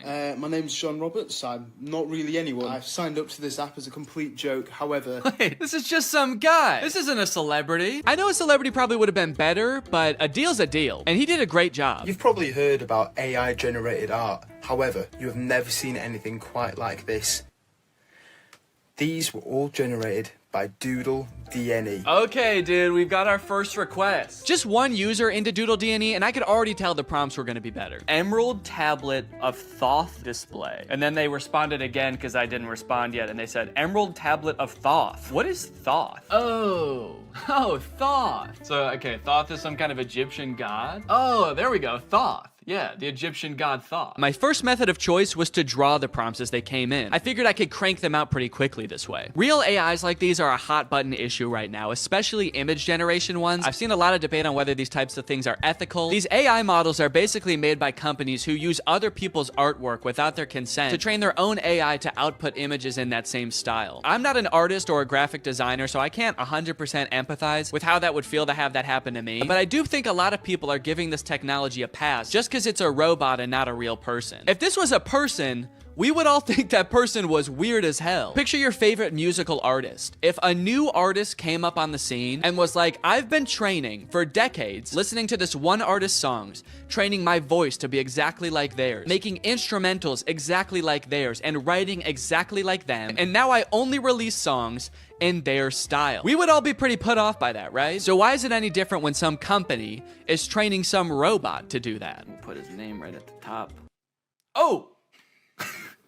Oh shit. You know what they say? AI is pretty bad at text. That's the thing I've seen in like AI image generators. It can be pretty bad at text, so it honestly makes sense that it would say Thuth. Here you go. One emerald tablet of... And I'm gonna... Oh wait, I said tooth. Wait, I didn't even say. Thank you for using Doodle DNE. How did I do? I'm really curious to see what his opinion's gonna be on this. Unfortunately, they never responded with their opinion, so I can only assume they loved it so much that they died. The next prompt was a skeleton dachshund, which I crushed. Why does this skeleton dog have ear bones? Dogs don't really have bones in their ears, do they? Then a bear swimming underwater and a monkey. I don't know if these were supposed to be separate prompts, but I decided to combine them to save time. A bear. Okay, this is not looking like a bear at all, dude. Holy cow, this looks nothing like a bear. Oh no! Oh no! It also looks like it's drowning. Why does its body... Oh no. The bear died. This is the kind of bear that can't swim. And we will also make the monkey dead. Probably could have cropped that a little better. You can kind of see my desk in the background, but... And we'll send a survey as well. How did I do? I'm pretty proud of this one. I mean, for doing that so fast, that's pretty good. So far, nobody has responded to my survey at the end to tell me how I did, which is kind of disheartening. I just want a response back. It just feels like I'm getting ghosted by people now. The prompts were a little more creative, and in that regard, my faith in the human race was on the up and up. But also, I was doing all this work over here, drawing your weird prompt that you could have just Googled. But you don't even have the decency to respond to my message back and tell me you hated it? I was feeling pretty disrespected, honestly. At least until this next prompt. Drug baby and kamikaze lifestyle. That's the prompt. Drug baby and kamikaze lifestyle. Whoa, they sent another prompt. Red ruined planet with 2 alien astronauts. I've never heard kamikaze described as a lifestyle before. Like, I know it's a form of like warfare, but to live your life in that way, it must be, I mean, you can't by definition almost. Like, that's a very short-lived life. And I think it would be a little bit too graphic to include the baby actually performing the kamikaze. But, you know, this baby lives a kamikaze lifestyle. They might not be about to do kamikaze right now, but they just kind of live a lifestyle of someone who would, so. This time, I decided to take a picture of my hand holding up the drawing. That way, maybe my client could tell there's an actual person drawing these pictures. There's an actual person waiting for a response. Yo, they responded! Finally, somebody responds to me. They sent a bunch of laughing emojis and fire emojis and then called me Picasso. It worked! My strategy worked. Holding it up like a child proud of their artwork. Like a kamikaze drug baby proud of their artwork. So for the next few prompts, I decided to go even more above and beyond to try to impress my clients, hoping to get a response back. This time, I wasn't just gonna sit around and draw a picture. I'm a real human being. I have access to the real world. So whatever comes through the app next, I am going to go out and find it in the real world and take a picture of it. Crimson Castle on an Ivory Mountain. Okay, that prompt was a little bit more difficult than I was anticipating, but I didn't have any time to waste. I had to get the shot, so I sped to Walmart, I rummaged through their wares, and in no time, I had found a pretty suitable Crimson Castle and a not too shabby Ivory Mountain. There are fully some right there. Oh yeah, dude. Here you go. One crimson castle on an ivory mountain. I gave him the old how did I do? And then I also said, sorry it took so long, I had to go to Walmart. Okay, somebody just asked for trees. Why even ask for an AI to generate that? Forget Google, just go outside and take a picture of that yourself. You live near a tree. I don't care who you are or where you're watching this, you live by a tree. I said, you just want like a picture of trees? Can't you just go outside and get one? Okay, they responded with a laughing emoji. Your favorite tree. Okay, I got you. Let me go find it. You know, I'd like to get to know this person a little better. I'll say, how are you doing today? I feel like we have kind of a personal connection, me and this person. Maybe I'll take a picture of me in front of the tree so they can see like me enjoying the tree. I just get hit by a car. They get a message back in the app being like, sorry, he died. They said, that's interesting. I'm good. Hella smoky outside though. Yourself? Smoky outside. I wonder if they live like where the wildfires. Oh, dang, they said, yes, it's all smoky and can't see the beautiful trees with the horrid layer of pale smoke. It would be nice to see something fresh and clean. Damn, I kind of feel bad now. Now this is restoring my faith in humanity, dude. This person just wants to see a picture of a tree because it's too smoky outside and they can't see any trees. Is that good? Okay. I threw a couple filters on myself so as to disguise my identity and send it back to this mystery tree lover. I said, oh, dang, I'm sorry to hear about that. I hope this picture helps. I hope that they're safe. Don't worry, they were. They don't live in the area where the forest fire was actually happening. It was just smoke blowing in from a different region. So they were safe. And also, they loved my picture. That's amazing. Thank you so much. I would be just as happy if I could be next to a tree like that. I finally felt like I was getting through to people, forming a real human connection. But that is when I met the final boss of AI users. Generate an image of Donald Trump in a Mexican prison behind bars. Bars! This is gonna be so easy.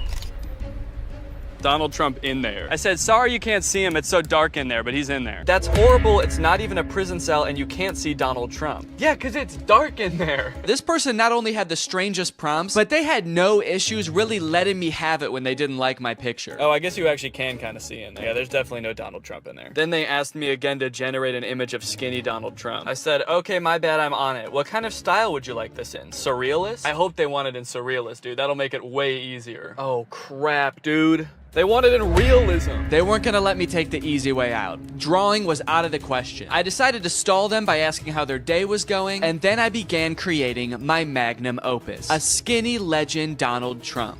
It was beautiful. Oh yeah, dude. That is skinny legend Donald Trump right there. Holy cow. Well, they haven't responded with how their day's going yet. I kind of don't want to send them the picture. If you're not even gonna have the courtesy to respond to me, maybe I'll say that. I said, okay, I'm done with the pic, but I kind of don't want to send it to you now because you won't even answer a simple courtesy question. So let's see what they have to say about that. Please answer in the style of realism. I waited for a response, but after 30 minutes, Donald Trump guy was nowhere to be found. I guess the prospect of having to be nice to me one time was just too much for him. Oh, dude, they responded. They said, my day is going well. May I please have my picture now? And they loved it. Faith in humanity restored. They even sent me another prompt. May I please have an image of an extremely obese Donald Trump eating KFC fried chicken? Yeah, I'm not doing that. Oh, I also forgot about this weird prompt. Can you film a video about today's sponsor? This video has been sponsored by HelloFresh. Guys, kickstart your fall with great meals from HelloFresh. They handle all the meal planning and shopping and deliver all the ingredients right to your door, so the only thing you have to do is cook. They do all the hard stuff, and you get to take the credit. A brand new season calls for brand new meals, which is why HelloFresh has a new lineup for fall with 40 weekly recipes that can fit your lifestyle no matter who you are. They've got veggie recipes, family-friendly recipes, and fit and wholesome recipes, so no matter who you are or what you like to eat, they've got something for you. Hey, I've got a lot going on right now. I'm about to have a child, so the less I have to go to the grocery store and plan meals, the better, which is why I love HelloFresh. Here you can see us cooking a delicious pork bowl that we made this week. It was so tasty, and it only took like 25 minutes to make. Their quick and easy options are fantastic. And if you're looking for more than just dinners, HelloFresh has you covered. They've got quick lunches, easy breakfasts, and fresh snacks to keep you satisfied all throughout the day. The food is delicious, the ingredients are great, all of the produce comes from the farm to your door in less than 7 days, so you know you're getting the good stuff. So guys, if you want to make your life a little bit easier this fall, then head on over to HelloFresh.com and use my code 50TrulyGreg at checkout for 50% off plus free shipping. That's HelloFresh.com. Use my code 50TrulyGreg at checkout for 50% off plus free shipping. Thank you to HelloFresh for sponsoring this video, and thank you to you guys for checking out HelloFresh. Thanks for watching this video. If you're not subscribed, make sure you subscribe and turn on my notifications to join Greg. We are the fastest growing army on the internet, and you do not want to miss out, baby. I'll see you next time. Bye-bye. Crap, crap, crap, crap, crap, crap, crap. What's up, Greg, and welcome back to another episode of Crap. If you've watched my channel for a long time, you may remember me making a video about the movie Standing Ovation like 5 years ago. And you might think that that movie should have nothing to do with the movie we're going to be watching today, Crap. Because, well, Standing Ovation is about a ragtag group of girls competing in a singing and dancing competition, while Croc is about a man-eating crocodile brutally murdering dozens of people. Come to think of it, in Standing Ovation, I don't think even one person is brutally murdered by a crocodile, but the movies are related nonetheless, because they were both directed by this man, Stuart Raffill. Stuart directed Standing Ovation, he directed Croc, he directed another movie called Bad Girl Island, which I'm very curious about, and he also coincidentally directed Mac and Me, that E.T. ripoff from the 80s that Drew has talked about on his channel, and also Paul Rudd always used to bring a clip of on Conan. This man has a prolific career of creating low-budget films that leave you questioning if what you just watched could even be considered a movie. And today I'm pleased to report that Croc is no different. Alright, man, what was your strategy here? What are you doing? Why are you even in that position? That's not gonna help you get away. Maybe if I just pretend I'm already dead, he won't be mad at me anymore. Maybe he'll feel guilty, and then he won't want to eat my whole head. Oh no, he ate my whole head! Now I know what you guys want. You just want me to go through and show you all the scenes where somebody gets eaten by the crocodile. You know how I know that? Because this whole movie is on YouTube, and all of the most rewatched parts are the parts where somebody gets eaten by the crocodile. But first, the movie has to introduce all the characters and set up the plot and the story. Blah. But hey, at least the plot of this movie probably mostly revolves around the crocodile, right? Something about the way they dance is just so captivating. Do you think the director just said, all right, now everybody dance like a sim? Look at this guy in the black shirt, dude. I've never seen anyone dance like this in my life. He like strikes a little pose halfway through the dance. I love extras, man. I want to be him when I grow up. His shirt just says play. While Jack, which is never explained further, Jack is investigated again, this time by the tax bureau. He's a pretty rich guy, yeah? That line is my favorite line in the whole movie. The inflection is so strange. He's a pretty rich guy, yeah? You need to meet my sister. Very good for you. Come. If it's okay with you. If it's okay with you. He's about to arrest you for tax evasion, but he does let him go. He's like, look, man, I may be part of the tax bureau, but I'm not a cockblock. Go meet this chick, man. Let me know how it goes. So, Jack. Yes. We're going to start a fire, and you are going to dive into the ocean. What? Don't worry, kind stranger, as we've grown quite fond of your nephew over these past, gosh, 12 seconds. So naturally, we've decided to help you commit arson to escape the police.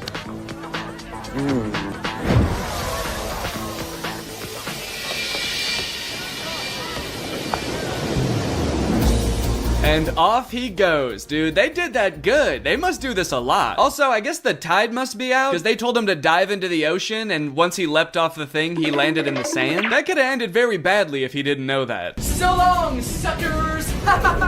Oh, God! My legs!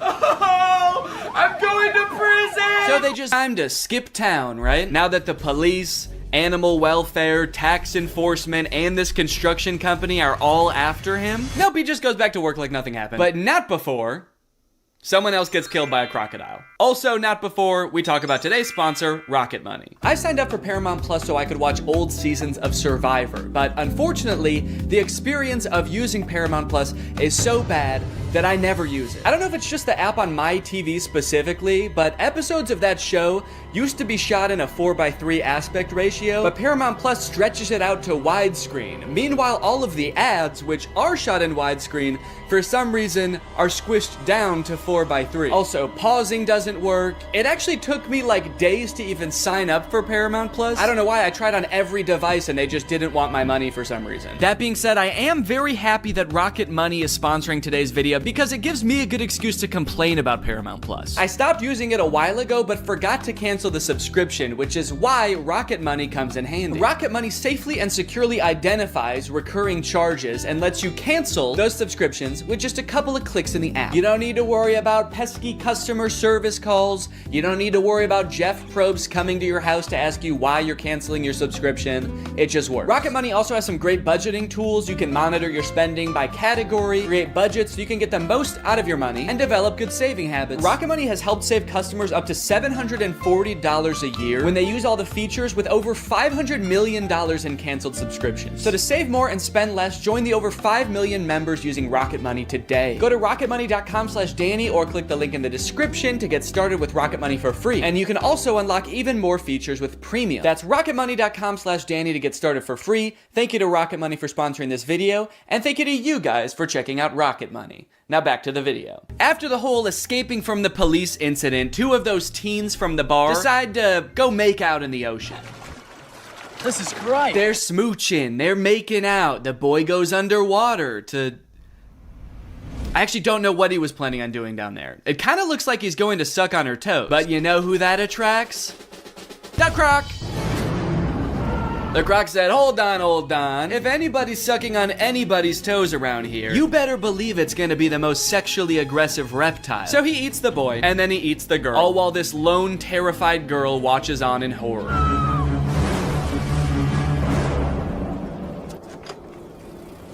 I love how casually she rides away. She is in no rush. Ah, a killer croc! I gotta go get help! But I shouldn't go too fast. I gotta focus on me.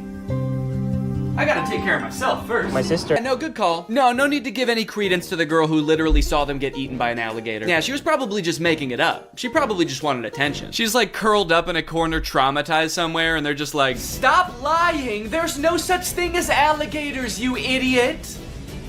You killed them, didn't you? During this scene, there's a mysterious man just kind of lurking on the sidelines of the investigation. He's not part of the police. He's just there. And he's mysterious, but it seems like he might have a hunch. And then suddenly, the police pull a leg out of the water. What kind of question is that? Maybe she's still alive. It's just a leg. She might not have even noticed it fell out. Like a tooth or something. We assumed so. You're a police officer, and you pulled up with like 15 other police officers. I know what it looks like, but no strip club tonight, Jack. Yeah, I know. People are dying. I'm here on official business. Unless... No, dude, we have to catch this crocodile before it kills again. Right. Yes, exactly. But what if it's at the strip club? Yo! So the girl that Theo was flirting with at the bar is having a funeral for her cousin. And since everyone thinks it was Jack's crocodile that ate the cousin, they are not very happy when he shows up. He keeps asking, are you okay and what's wrong, when everybody doesn't want to talk to him. Dude, somebody died. What's going on? Why is everyone so sad? Hey, where's your cousin? The ugly one. You need to get these kids out of the water. We've got a croc out here. What kind of croc? One that eats people. Yeah, right. All right, man, why'd you even ask if you weren't gonna care what he said? He gave you the worst answer you could possibly hear while your kids are in the water, and you were still like, yeah, I don't care. But look, we know from earlier that sure, this movie is violent, but they would never actually show a child getting murdered by a crocodile. No! I think the one thing that's gonna help me kill this thing is being super wasted. God, skewer him, man. So who are all these people anyway? You're way too creepy to have this many friends. Are these people you kidnapped or something? Basically just the really dumb, slow ones. One thing that really surprised me about this movie is how overwhelmingly positive all of the comments on YouTube are. This movie is super boring, the acting is really bad, there are long periods of seemingly pointless plot development, and yet the YouTube comments seem to love it. But they are pretty much exclusively all about how pretty the scenery in Thailand is, and not about the movie or the plot at all. So I guess that makes sense. Great movie, well filmed, nice locations, beautiful filming. Never thought Thailand was so perfect a paradise. Thanks so much. Yeah, well, it's not that perfect if people keep getting eaten by alligators, is it? Great movie with beautiful scenery. Thanks. Do these people think that the director invented Thailand? Because he didn't. It's been around for a while and you can go there. So they find the croc and they kill it. It's honestly pretty unsatisfying. I don't know what I was expecting, for them to like pull off the mask of the alligator and it was the tax investigator all along. But I was hoping for some kind of closure as to like why this happened outside of 2 fishermen woke him up with a bomb. The ending of this movie is very somber. They're all just kind of traumatized on their little boat until Jack's sister asks Croc if the crocodile ate his leg. I forgot to mention, Croc only has 1 leg. I don't know if you've noticed that. And so you just assume, oh, he must be hunting the croc because the croc ate his leg. And Croc says, good. I was hoping this movie would end like an episode of The Big Bang Theory. Well, guys, thanks for watching this video. I hope you liked it. If you're new here, make sure you subscribe and turn on my notifications to join Greg. I'll see you guys next time. Bye-bye. Hello, Greg. Well, guys, I've got some interesting content for you today, as usual. I found a very curious case that I would like your opinion on, but I don't want to give anything away just yet. I just want you to watch the first couple TikToks, and then I will sort of explain what's going on, okay? So this is the first TikTok I saw of this guy. His name is Dustin Tyler. It says, drink a bucket of bleach or date Selena Gomez again. Let's see what he says. So yeah, deeply personal thing to post on TikTok, I feel like. I didn't know who this guy is when I first saw this TikTok, so I was just very confused. I was like, did this guy date Selena Gomez? It says again. It's not just some guy speculating, like, I probably wouldn't like dating Selena Gomez, so yeah, I'll take the bleach. So then he made another video responding to this comment. It says, is he making fun of Bryce Hall, or, and I don't know what that's referring to. I don't know if Bryce Hall said that he liked Selena Gomez or dated her or something, but this just provides a little more insight into the relationship that this guy had with Selena Gomez. Nah, I'm not making fun of Bryce Hall. Him and I are nothing alike. See, he has to make stories up that he was with Selena Gomez. Me, I actually was. And then I friend zoned her, and then I broke her little heart. Again, a very mean tone to the video, condescending to this person who is just genuinely asking a question, but gives a lot of insight into his alleged relationship with Selena Gomez. And then I friend zoned her, and then I broke her little heart. I am curious about the details of the story though, because just the order of events is kind of weird to me, the way he laid it out. He says, I was with Selena Gomez, and then I friend-zoned her, and then I broke her little heart. He says that things happened in that order. Usually, you don't start dating someone and then friend-zone them. Usually when guys talk about getting friend-zoned, it's like they're talking to this girl, and then she reveals that she sees them as more like friends. This guy's saying, we were dating. They could have been dating for like 3 years, and then he turns to her and he's like, you know, I really see you like a sister.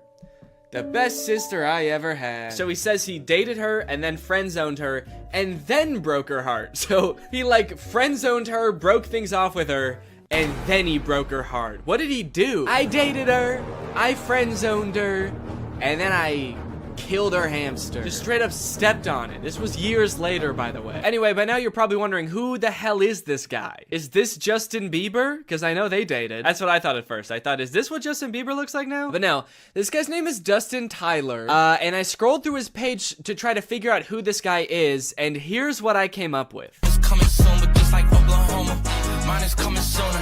I'm just a late bloomer. Okay, so I didn't know who this guy was at first, but luckily there's a logo in the corner that says Victorious. Apparently this guy was a character on Victorious. At first I did think this was Andy Samberg from 2006, but he was a character, let's see, Victorious puppet guy. He was this guy. Robbie Shapiro is one of Tori's friends at Hollywood Arts, and he's got a few videos where he does sort of a glow up. He's like, this is what I used to look like back when I was on Victorious, and this is what I look like now. Don't I look so different? And then I was like, okay, this makes sense now. So this guy used to be on like an old Nickelodeon show, and so he was probably in with the Nick kids and the Disney kids, and so that's how he knew Selena Gomez, and that's how they dated, right? It all makes sense. However, after reading the comments on these TikToks, I came to discover that this guy, this man, is not the guy from Victorious. These are two different people. He's just straight up lying about everything. He's not that guy. He didn't date Selena Gomez. His page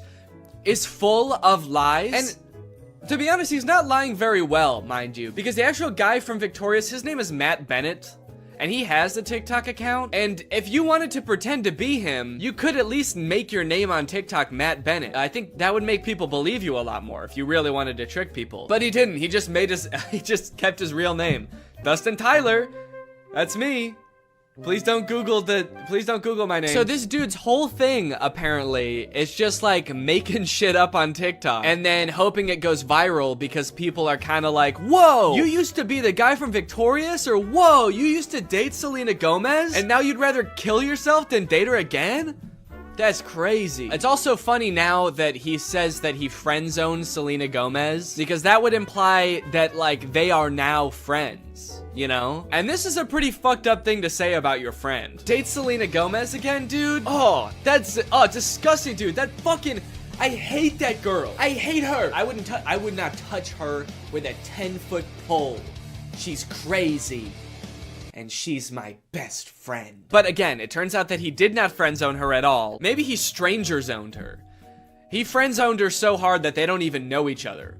And never did. This is kind of interesting to me because this is sort of playing off an existing trend on TikTok where people will post like that they have some sort of past or current relationship with a celebrity, like my uncle is Tom Cruise, or like my grandma is Sandra Bullock. And like TikToks like these will go viral because people are just like weirdly obsessed with stuff like that. The comments are always like, holy shit, I didn't know Tom Cruise had a family. I'm not really sure why people are so surprised about it. I understand just being like, yeah, I never really thought about like what Tom Cruise's cousin would be like before. But then again, why would you? You know? Like, I can't imagine why you'd ever be in like a Mission Impossible movie wondering like, I wonder who the guy who plays this character's cousin is. What's that guy like? What's he up to? So I guess it's just surprising to like see him.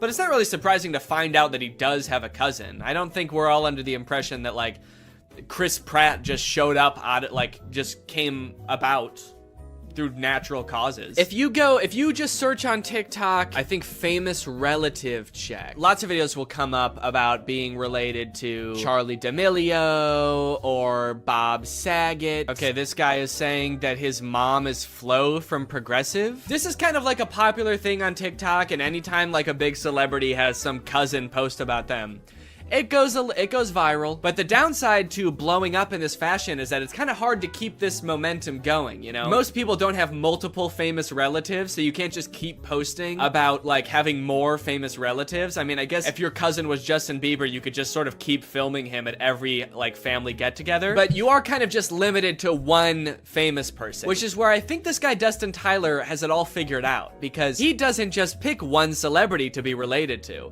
He'll lie about being related to anybody in a multitude of ways. Now,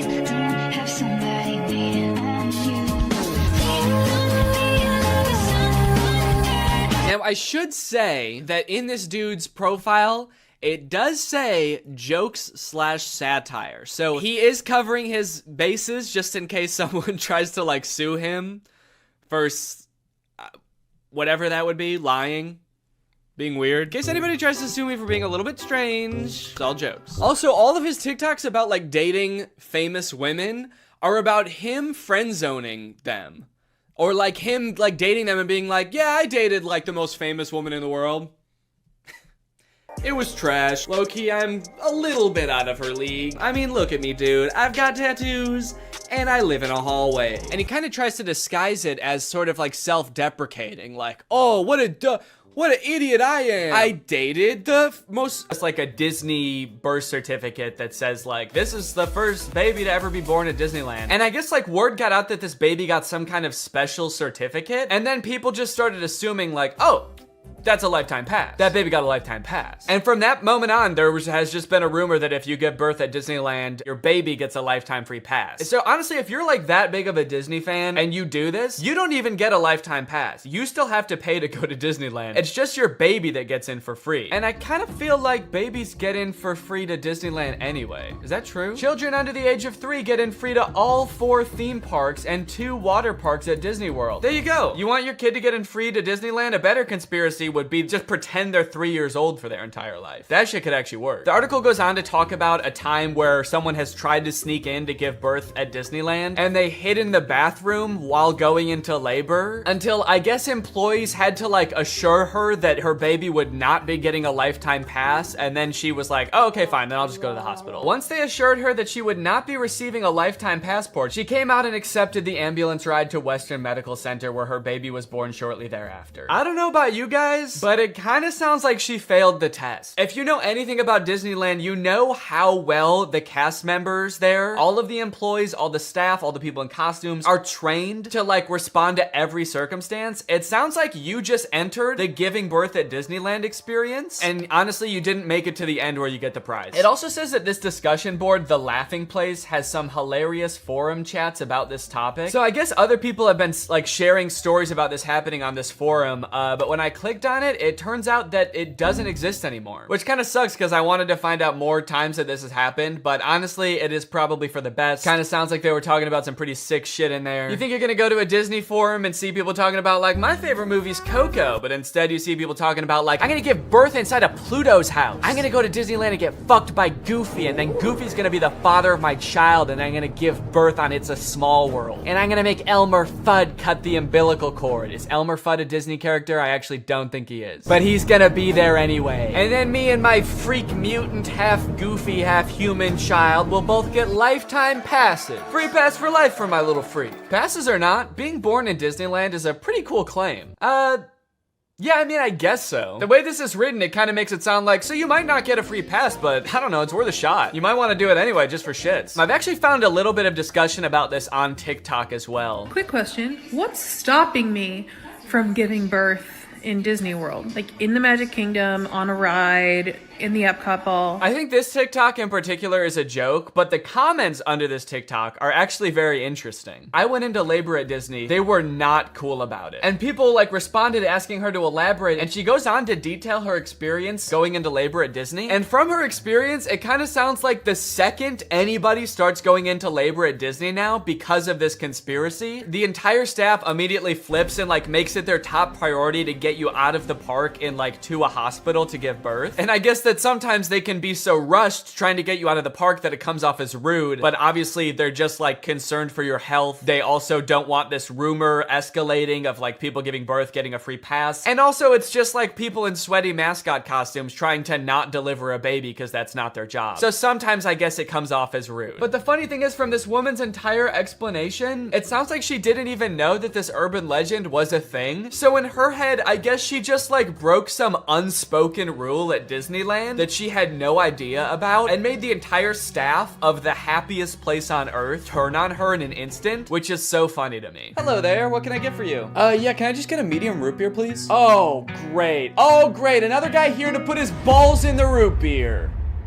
What? Hey everybody, this guy right here is about to pull out his big fat balls in front of everyone, in front of a bunch of children, and put his balls in a glass of root beer. Why would I do that? Don't play dumb. I'm not playing dumb. I am dumb in this situation. You've clearly heard that if you put your stupid fat balls— why do you keep calling them fat— in the root beer at Disneyland, you get to spend the night with Minnie Mouse. Oh, what the fuck? No, I just wanted some root beer. Is that true? No, it's an urban legend. But no matter how many times we tell people it's not true, we still get perverts like you coming to Disneyland, ordering root beer just so they can put their stupid— don't call them fat balls in it. Oh, come on, man, don't cry.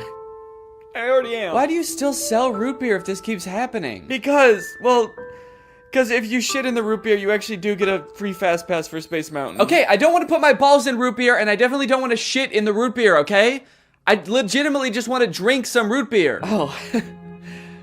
Sorry, my bad, man. I didn't know. Okay, well, that's literally what I asked for, so here you go. Ah, what the fuck is that? It's Walt Disney's head. You said the secret code, so here's his head. No, root beer. What? I wanted root beer. I wanted to drink root beer. So no head? No. Overall, pretty disappointing that anyone actually believed this in the first place. In what world would Disney want to foster an environment where mothers are coming into their park, their theme park, to try to give birth? Especially if they're not like billing it back to the person that gave birth and being like, okay, here's your hospital bill, and because it's Disney, it was $1 million.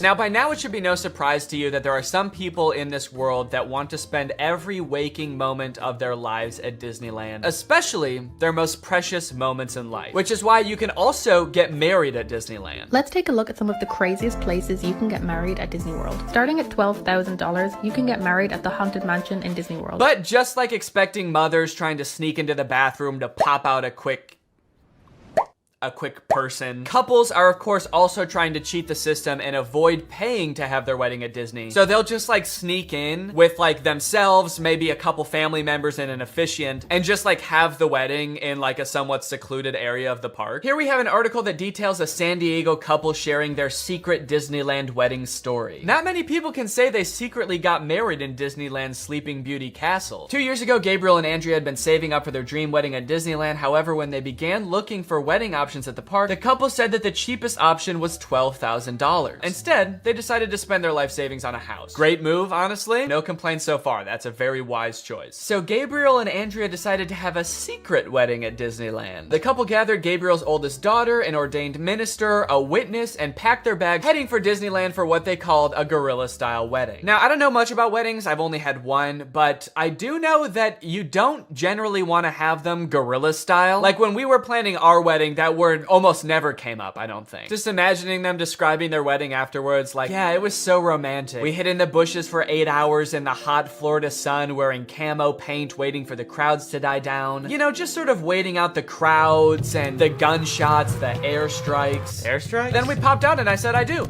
Happiest day of my life. Here's my favorite picture of the big day.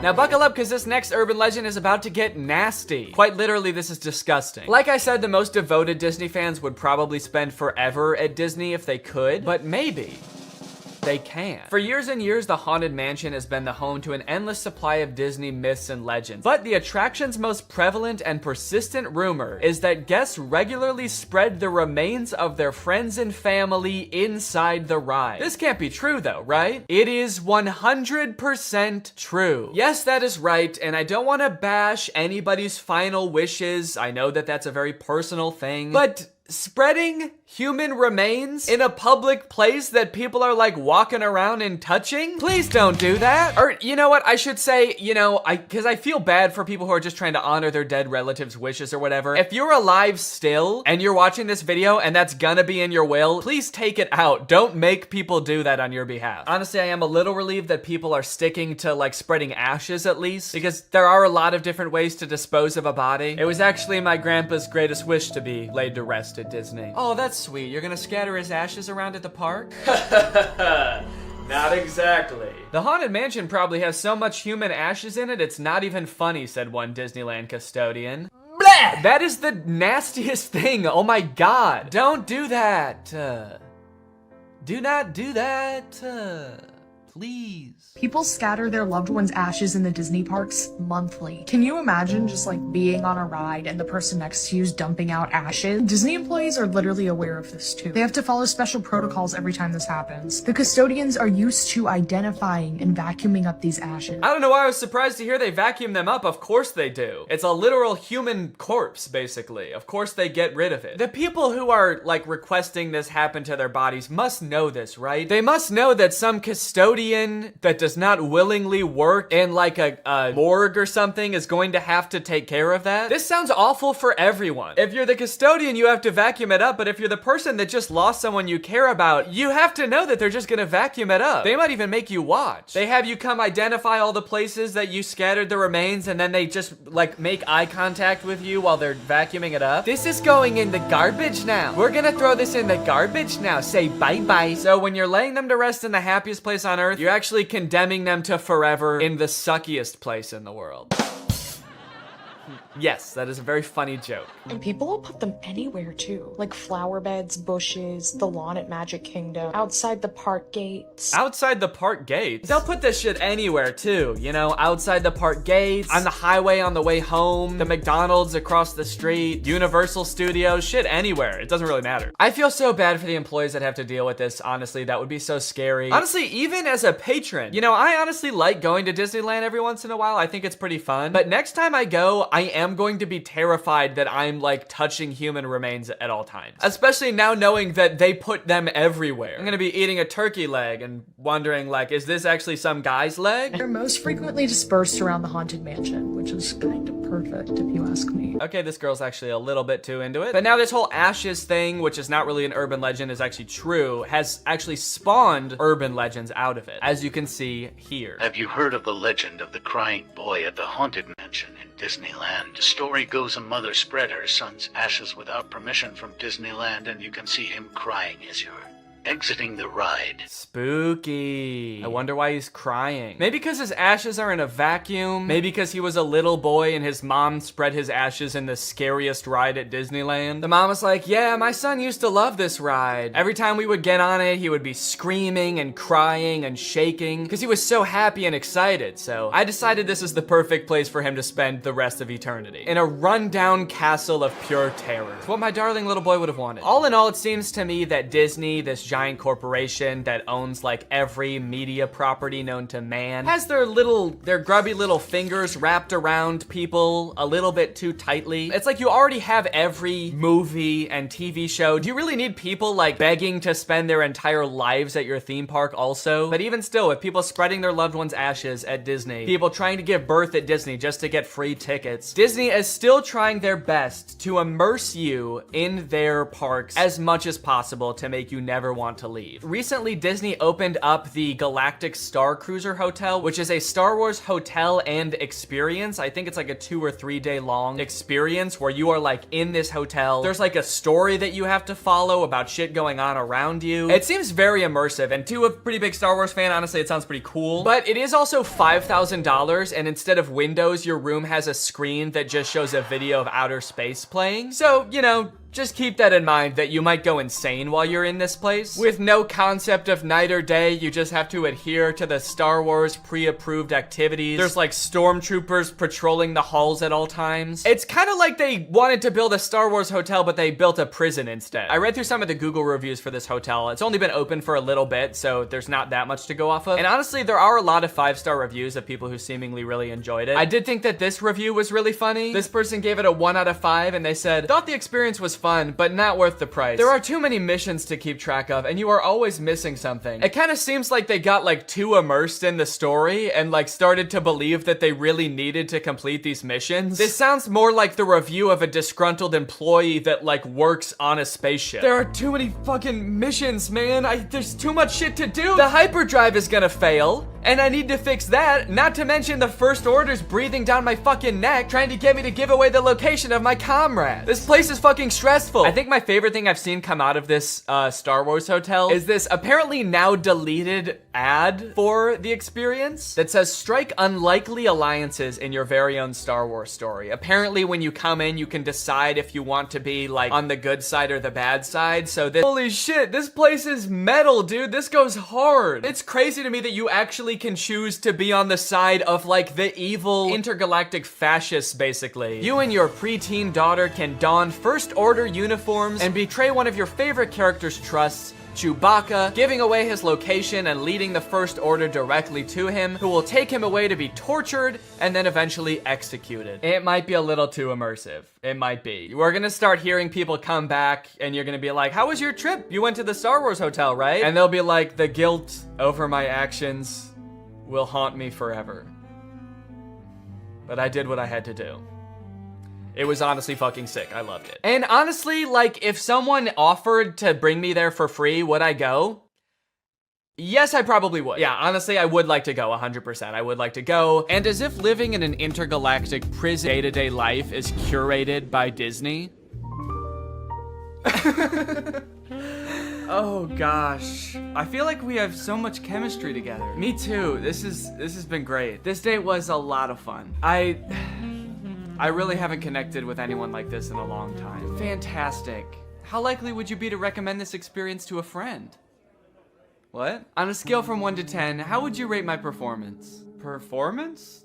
I thought you were just like genuinely interested in me, like romantically. Oh, perfect. So a 10 then? I really opened up to you. And you opened up to me. That's all just part of the story living experience. It's Disney magic. So that whole story you told me about how sad you were that you had to release your pet into the wild because it had grown to be wild. That was the plot of The Fox and the Hound. What the fuck is wrong with you? Thank you for riding Disney's Love Connection. Please make sure you pick up all your belongings as you exit the ride. Are you an animatronic? Please do not try to fuck any of the animatronics. Are you all animatronic? Have a lovely day here at Am I the only person that lives here? Anyway, that's the end of the video. It's time to talk about our sponsor.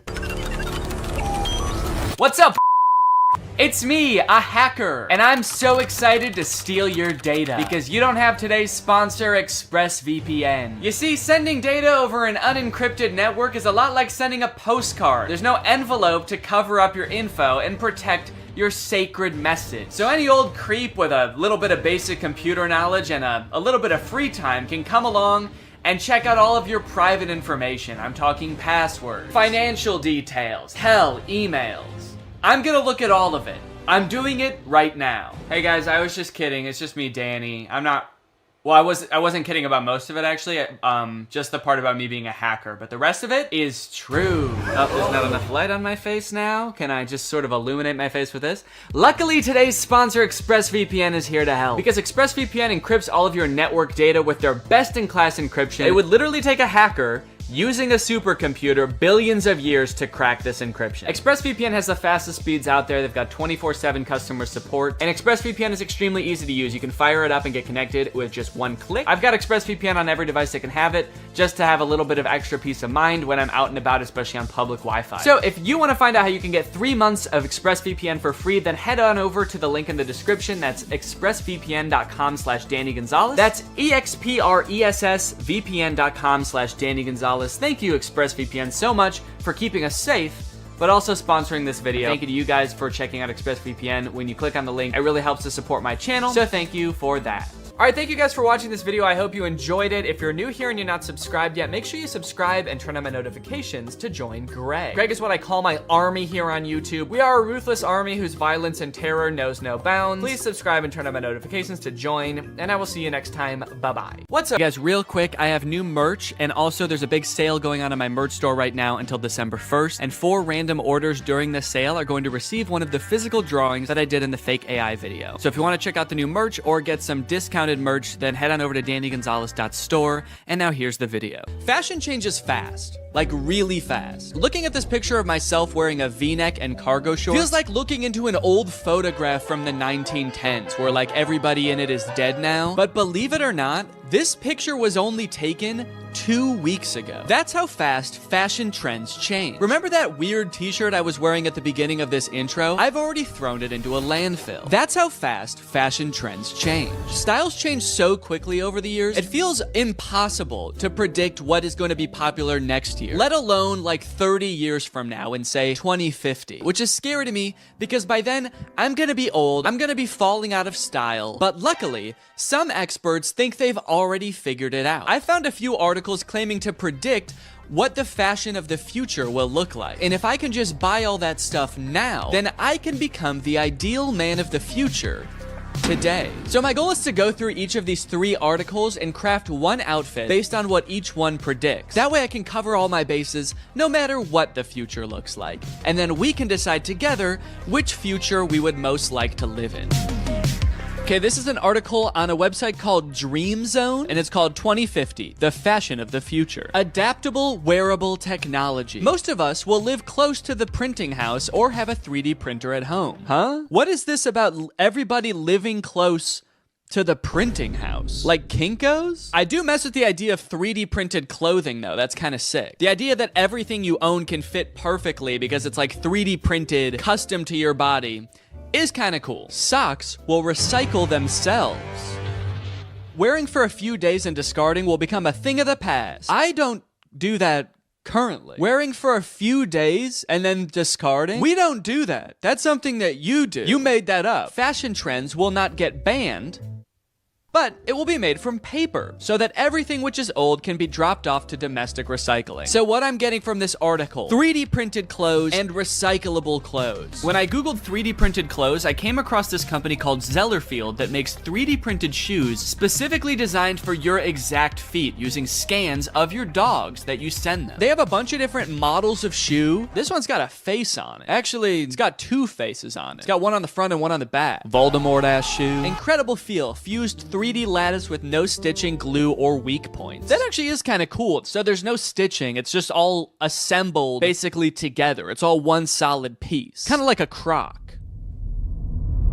Are these just Crocs? Easy to clean, breathable, machine washable, and odor resistant. It's breathable? It looks like a big solid chunk of rubber. I don't know what the consistency of this shoe is gonna be, but I guess there's only one way to find out. The process of scanning my feet was a little bit different than I anticipated. I wasn't so much scanning my feet, so much as taking one very specific picture of both my feet next to a piece of computer paper. To find some more kind of eco-friendly clothes like this article was talking about, I googled clothes of the future and found this company Volbat. They make a shirt called the wooden t-shirt. This is the first t-shirt to be built from wood and colored with wood. Now it looks like a pretty normal shirt, so I guess they figured out some kind of way to make fabric out of wood, which is pretty cool. Unless this is all like an illusion and this really is just carved out of wood. I guess he's not moving that much in these pictures. What if it is just like a stiff board of wood and it actually doesn't have a back either, so you just put it on like a chest plate. So I'm gonna order a medium wooden shirt. Lastly, I found some compostable underwear. These are just boxers made out of 100% cotton, which means that if you put them in a composter, they will turn back into dirt. Made by nature and designed to return to nature in 90 days. You can soil them and turn them into soil. Add to cart. This article, What Will Fashion Be Like 20 Years From Now, is from the BBC, and it introduced me to a pretty interesting concept. The project hints at a future where we will all be able to download content to our clothing viewable through AR glasses and present ourselves differently to everyone around us. So the clothes of the future could be no clothes at all. We're all just wearing like AR glasses, and that's projecting the clothes onto us. I guess this would cut down on clothes waste. A ton of clothing every year is thrown into landfills, but if all the new stylish clothes was digital, there really wouldn't be as much waste. That is, if you don't take into account the AR glasses that we're all going to be wearing, and how a new one will probably come out like every 6 months that have electronic components in them, and then those will be the things ending up in landfills. And also, we do still have to wear some clothes.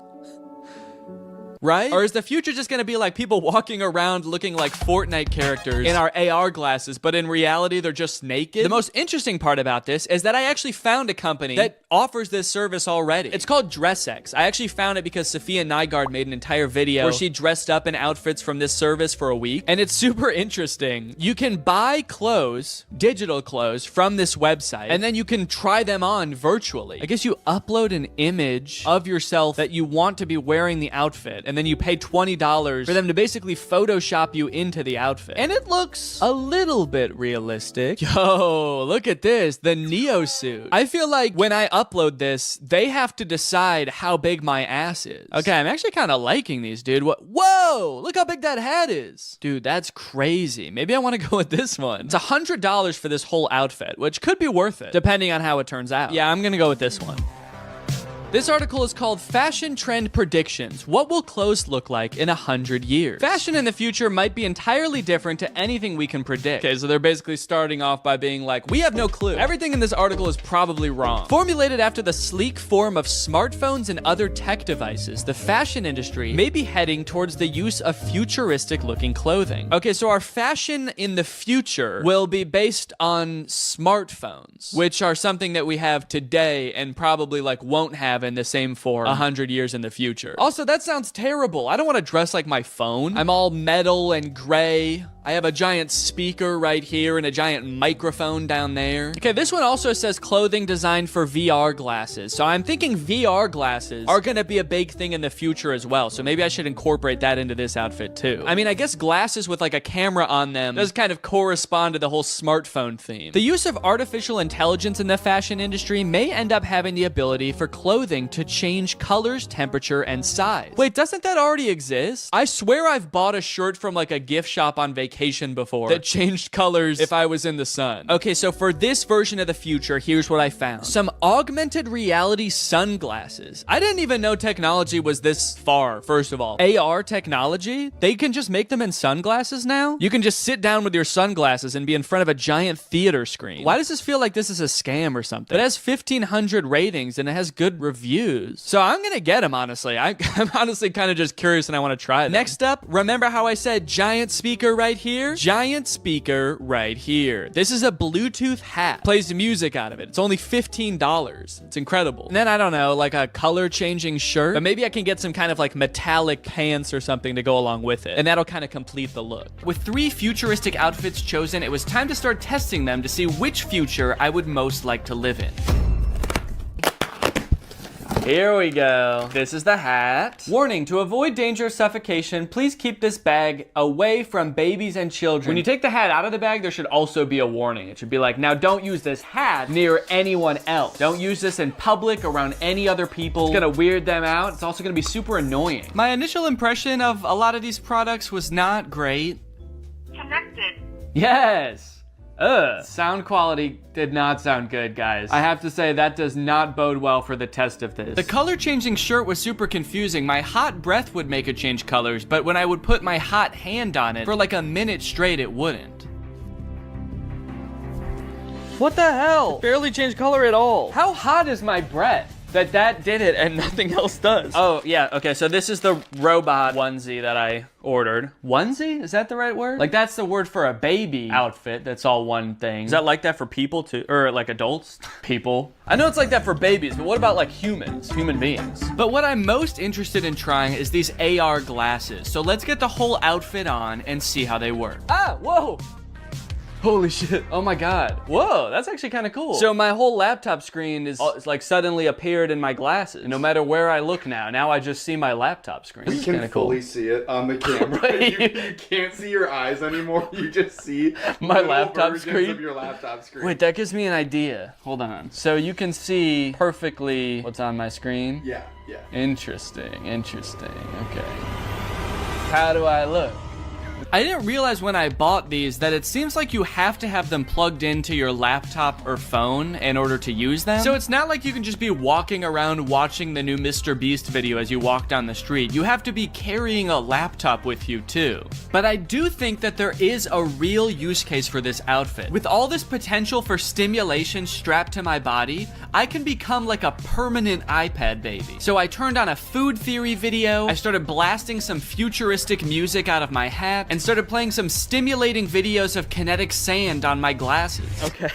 Oh, this is crazy. The image of the kinetic sand is way bigger than the TV. So there's like a one TV with matte pad on it, and then a way bigger translucent TV with kinetic sand playing. I can't really imagine a use case for these glasses. It's pretty awful, actually. So much stimulation that everywhere I look, all I see is kinetic sand being cut. And it's also kind of making me nauseous. So I think I'm gonna go get some water. Luckily, today's video is sponsored by AirUp, which is a great and unique way to meet your daily water requirements. You see, guys, while you just fill up your AirUp with regular old tap water that your government provides for you, when you put on a scent pod and you activate it like so, pop it right into place, suddenly the water has taste to it. And I'm talking good taste. This scent pod I got on here is raspberry lemon. So when I drink through my AirUp, air travels into the scent pod, out through the nozzle, and into my mouth, creating a flavor experience like I'm actually drinking something flavored like raspberry lemon. But it's not actually adding any chemicals to the water. I like this because I like drinking a lot of water, but sometimes water can be a little bit boring. I want to spice it up with a little bit of flavor, but I don't like adding in chemicals, sweeteners, artificial sweeteners to my drink. This doesn't add in anything, it just adds in scent. It's science, and it just seems like you're tasting raspberry lemon, which is a pretty good flavor. And guys, it's the season of giving, so what better time to give a family member or a loved one a gift with taste? Which is why, Jake, actually, I have a surprise for you. What? For doing such a good job filming this video right now, I got you this. Oh my God! And there's actually an AirUp in here too, it's not just the box. So there you go. And I also got you your favorite flavor, cherry, to go along with it. Oh my God, that's my favorite flavor to go along with it. That's what I just said. Yeah, sorry. AirUp is a great gift for anyone who likes to drink water, which is everybody because you need water to survive. And from November 20th to the 27th, you can save up to 40% on all orders. That's because they've got Black Friday and Cyber Monday deals going on right now, and it is their biggest sale ever. So if you want to check it out and get a family or friend or a loved one a gift with taste this year, click the link in the description, get up to 40% off on all orders. And now, so I was just watching more videos about AirUp on here. So cool. Thanks to AirUp for sponsoring this video. Now back to the video.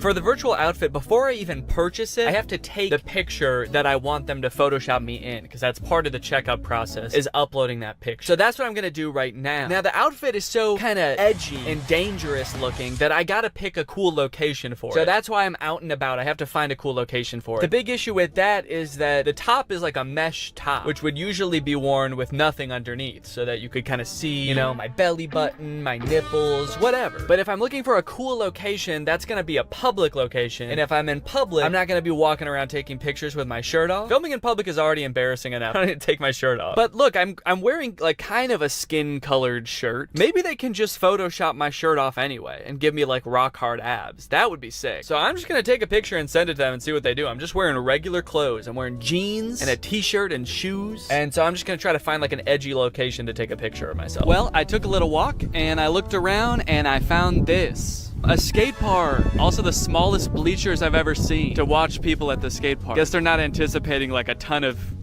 spectators at this skate park. It's actually kind of sad. Yeah, only 4 people are gonna be watching you at a time here, man. All right, don't get too excited. So I think this is about as edgy as it gets, really. I think I can kind of be leaned up against the fence here, contemplating my life. The description on the website also said that this outfit is supposed to represent like a post-apocalyptic Nordic archipelago or something. An archipelago is like a cluster of islands, and I don't know if anything quite exemplifies a dystopian archipelago quite like a skate park. So let's take this picture. There's also people on the roof behind me. I hope they're not watching me film this. Are they watching me? It took me a little bit to figure out exactly what kind of person wears this outfit, but after a few pictures, I think I figured it out. And once I got the picture I desired, I sent it to DressX, and within 2 business days, I had my finished photo. Okay, let's go ahead and see this photo. This link looks unusual. Be sure you trust the link before you open it. What do you mean unusual? Seems like a pretty normal link to me. Do you think Google Chrome can see the photo?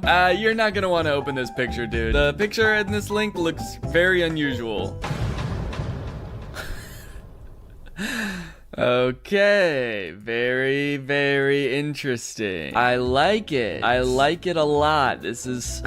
Wow. Yeah, I mean, it looks like I'm wearing the outfit. I'll give them that. I like that they left my Apple Watch on. And my shirt. This has got to be the dorkiest anyone's ever looked in this outfit. I sent the picture to Laura. I was worried she was going to say it looked super fake and also would hate the outfit. But it turns out she loves it. Eventually, I'm going to post this picture on Instagram to see what everybody thinks. But before I do that, I have to get pictures of the other outfits too. So without further ado, here's the next outfit.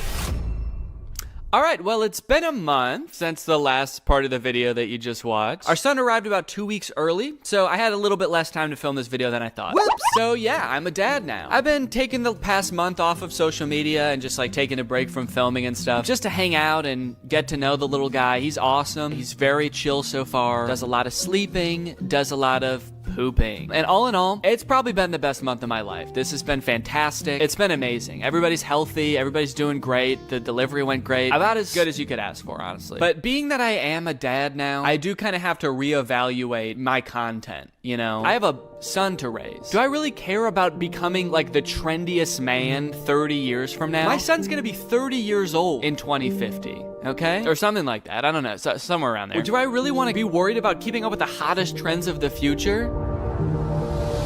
Yes. Of course I do. Even more so now. This child is a very cool child. And you can bet he's gonna have cool friends with even cooler dads. You know they're gonna be showing up to birthday parties in the hottest 3D printed shoes and the stiffest wooden t-shirts, all right? So if I don't get ahead of the curve now, I'm gonna be a laughingstock amongst this boy's friends and their dads. Which is why I've got this one last outfit here before me, and I think this is really gonna be the one that takes the cake. So I unboxed the biodegradable boxers. Oh yeah, these'll fit just fine. I unboxed the wooden t-shirt. First impressions? It does not feel like a shirt. Even my dog's natural instincts are like, ooh, that's a stick. Must fetch shirt. And I unboxed the 3D printed shoes and this hat. Whoa. Okay, they also sent me a hat. This very cool hat. Buy my shoes on Zellerfield.com. Hey, wait a minute. I didn't send them pictures of my head. How did they know how big my head is? Wow, dude. Okay, look at this. Wowee, man. These shoes impressed me from the moment I took them out of the box. They are breathable. Yeah, I can. That's actually kind of crazy. Wait, how does that work? And they fit pretty well. At first. Huh, well. My toe ends about here, so there's like this much space at the end of the shoe, but I actually think that that is kind of how you want shoes to be, because you don't want your toe rubbing up against the front of the shoe. So, okay. Why do I look like old-timey in this shoe? With this long sock and my pants ending there. I look like a pilgrim or something. For whatever reason, the left one is a little bit more uncomfortable. Let me stand up and just, yeah, I can definitely still feel that a little bit. You know what?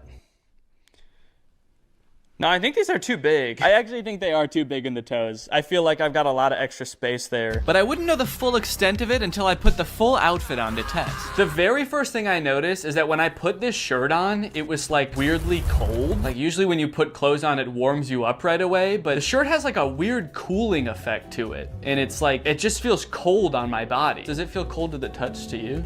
Yeah. Yeah, it's like frigid. Is wood supposed to be cold? I guess it does kind of feel the same temperature as this door. Take that as you will, I suppose. The shirt is very stretchy. It's this weird combination of stretchy and stiff, which doesn't sound like would be possible, those two things together, but it is kind of stiff and like starchy, I guess I would say. It's kind of just like crispy. Wait, why is it white there? Does this shirt change color too? Or did I just fuck it up somehow? The shoes, now I gotta be honest, I don't really feel like they fit that good. As I step, it kind of feels like my heel could come right out of the back of the heel a little bit. I mean, you can for sure see that there's a good amount of space there. I'm worrying a little bit more every day about what they did with those pictures of my feet, if not make shoes that fit properly. They're like, sick, something we can jerk off to when we make this guy's shoes. The boxers are pretty comfortable, I will say. I put them on, I was like, I'm gonna wear these again. Rest assured, they are on. If you were to plant me in a pot of soil for 90 days, let's just say I wouldn't be wearing underwear anymore. And I'd also be very cold and wet. I decided to do a little bit of light jogging to see how the shoes would feel in action.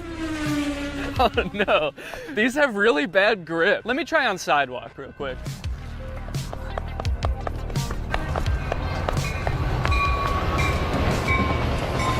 Great, sorry. Let me see if I can race it. There's not a lot of grip on the bottom of these shoes, so when I was running on this gravel path, I kind of felt like I was like a cartoon character that like starts running for a little bit before they actually start moving.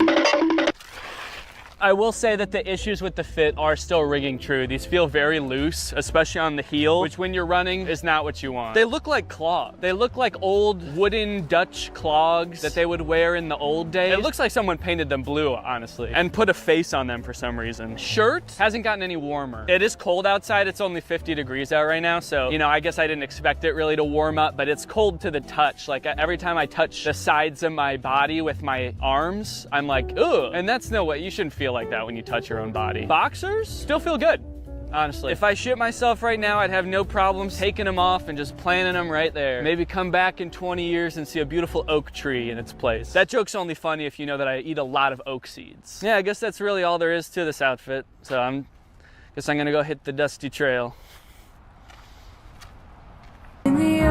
To get a definitive answer as to which outfit is the best futuristic outfit, I decided to post each of them on Instagram and let my audience decide. This is gonna be such a weird thing to post right now. As of right now, I haven't posted anything since our son was born, so I've just posted that we had a baby, and then the next post is like me like, ah, in the scariest outfit you've ever seen. Yeah, maybe I should just caption something really ominous, like things have changed. Rate my fits, and then maybe some kind of little fashion emoji. The hell? Why are these the emojis that come up when you search fashion? It's a scroll and 2 fountain pens. Hello? Okay, it's been about 20 hours since I posted the pictures. Let's go ahead and see what people think about the future of fashion. Hat's not wide enough. Thank you for that, Drew. Whoa, okay, I'm actually getting a decent amount of positive responses. Love the pants, so cute, yes, cool. First one goes hard. First one is so fire. It seems like most people are talking about the first outfit. Dude became the Hat Man. Whoa. Wow, I didn't even think about that. I do kind of look like the Hat Man. You guys know that mythical sleep paralysis demon, the Hat Man? Dude, I've always wanted to be the Hat Man. This is awesome. I can't wait to start appearing in people's dreams like this. This is gonna be so cool. This is the only comment I've seen so far wondering if the first outfit is fake. Is that Dress X I see? So this person knows that Dress X exists and they think this might be a Dress X outfit. Good eye. This person must study the Dress X catalog religiously. The robot leggings are a 6 out of 10, the hat and heels 8. All right, guys, well, I think my intuitions might have been right. I was kind of feeling like the virtual clothes would be the way of the future, and it looks like I was right. From now on, I'm only gonna be wearing virtual clothes.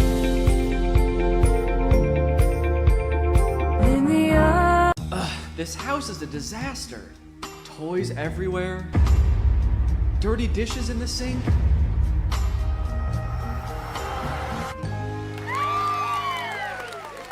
Whoa, who are you? I'm Neo, a robot designed to help you get more chores done than ever before. With my patented soft, lovable body and state-of-the-art robot innards, Gross. I can handle any task, from loading the dishwasher to cleaning up your son's toys. Oh, those are my toys. Oh! I'm so glad you're here. Finally, a fully automated robo-maid. Oh, well, technically I'm not fully automated. Let's get started right now. You said it. Here I go!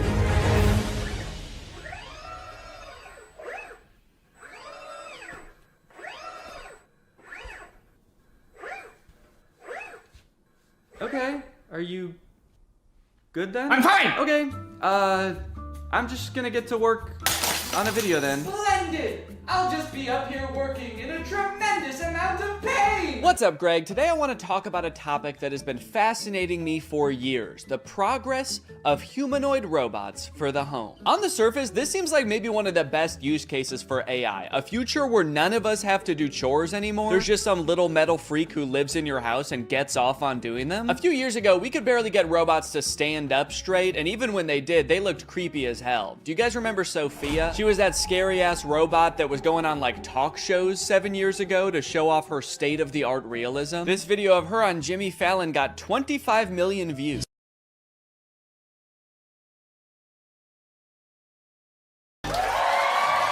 I think she thought they were gonna kiss, dude. Look at her hands reaching up to his face. She's like, kiss me, Jimmy. Kiss me like you did backstage. Jimmy's like, guys, I think your robot's acting weird. She's saying crazy stuff. Fuck me, Jimmy. Every popular video that Sophia was in was from like 6 or 7 years ago, so I'm not really sure what she's up to now. This is the last video that was posted to her YouTube channel. It was 5 months ago. Sophia, you know me, right?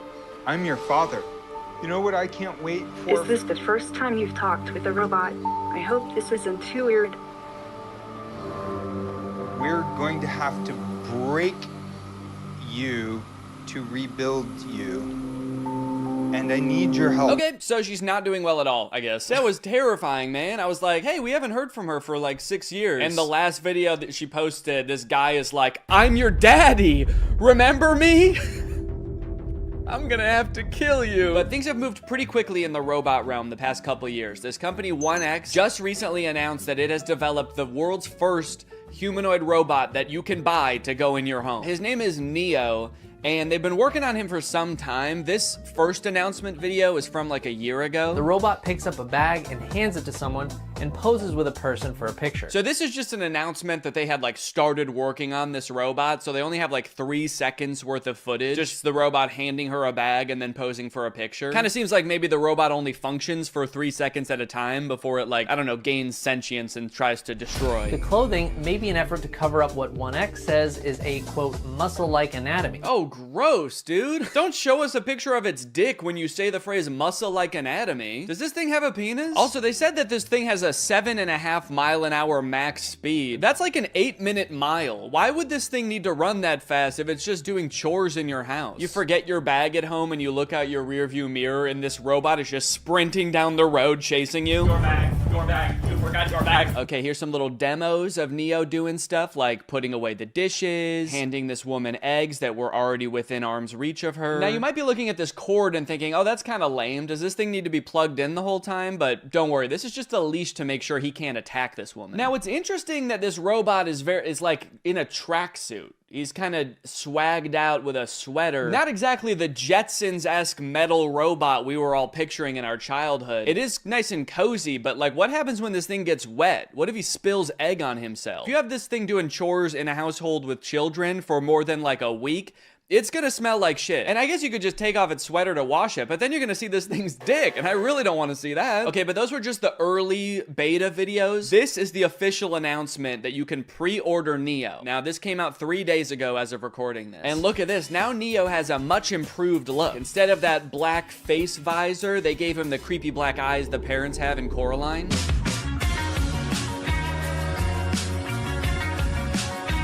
They're doing this kind of creepy thing by shooting some of the video in what looks like 8mm film. Give it this kind of nostalgic look, almost like Neo's here, But he's always been here. Neo's always been a part of the family. Just invite him home. Invite him in your bed. They're making clothes for Neo. This whole ad does kind of read like they want Neo to also be your friend. Yeah, no thanks. I don't want to buy a fancy Roomba that wants to be my friend. What's next? You want me to hang out with my broom? No chance.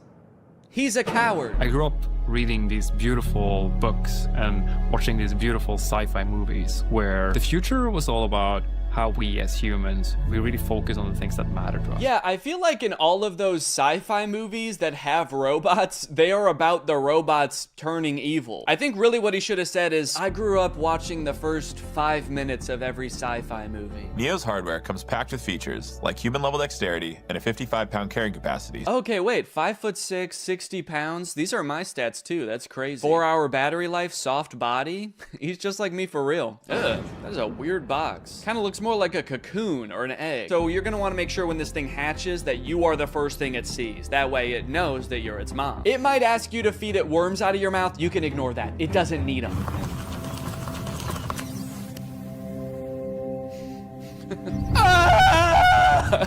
That's just its startup sound. Don't worry, it's not in any pain. Hey, I'm Neo. I'm here to help around the house. What's your name? Harry. Nice to meet you, Harry. Why is he so close to his face? I mean, Harry. I don't like how close Harry is to the robot's face. I'm Harry. And you're gonna be hugging me for the next 9 hours. Dude, I do not like how this guy is sizing this robot up. 5'6", soft body. You'll do just fine. He's just like, don't play games with me. Neo doesn't like games. If there are any chores that your Neo hasn't learned how to do autonomously, you can use expert mode to have an expert from 1X supervise the session and provide corrective intervention to help Neo complete any task. Oh, okay, great. So sometimes my autonomous robot won't be autonomous and there's just going to be a stranger controlling a robot in my house? Neo is fully capable of doing regular chores, but sometimes when you're not home, an expert may take over to go through your underwear drawer or spend hours staring at the same photo of you and your children. Oh, actually, that reminds me, I should probably check what my Neo's doing. Damn. It can suggest what to cook based on what you have in the fridge, remember your progress while teaching you a new language, and even give you interior design advice. It cuts to Neo in the living room like, human skin on this wall, human skin on that wall, human skin everywhere. Honestly though, I feel like if you ask it for product recommendations for anything, there's like a huge opportunity for companies to put use this as an advertisement basically. You're just quietly reading and he pops up behind you and is like, I noticed you haven't been shopping at Walmart as much lately. The aesthetic in here is whack as fuck. Let's go buy a new rug at Walmart now. Hey Neo, can you take this cup to the sink for me? Wow, I like that he does everything with his head down with a forlorn demeanor. As Neo does more chores, he will become, of course, more efficient, but also more resentful of you and your family. What's up? I'm Dale, and I work at 1X as a remote operator for the Neo robots. Mostly, I step in when Neo's asked to do something he hasn't been trained to do yet. So that would include things like wrapping presents or hanging pictures? Oh, Neo! It's scrubbing time! Yeah, just like a wide variety of stuff. Right now, I mostly just work for one guy. He's constantly asking Neo to do things that the developers never would have possibly imagined. Neo, cheer for me. Like you want me to clap? Root for me, Neo, now! Okay, alright, yeah, here goes. I'm gonna go to bed. Now that Neo's doing all his chores, it must be awesome to see how he spends his newfound free time, right? No, not really. I just bought another Neo. Kill him! I think he might be evil. You mean before he got Neo, his life was stressing him out? No, I just mean to his core, he's an evil man. It's as if winter's icy chill has, I don't know, turned his heart to stone. Okay, so he's like a villain from a movie? He's always making evil plans. You know what? That's a great idea. 1 second. Neo, do you know how to make nuclear bombs?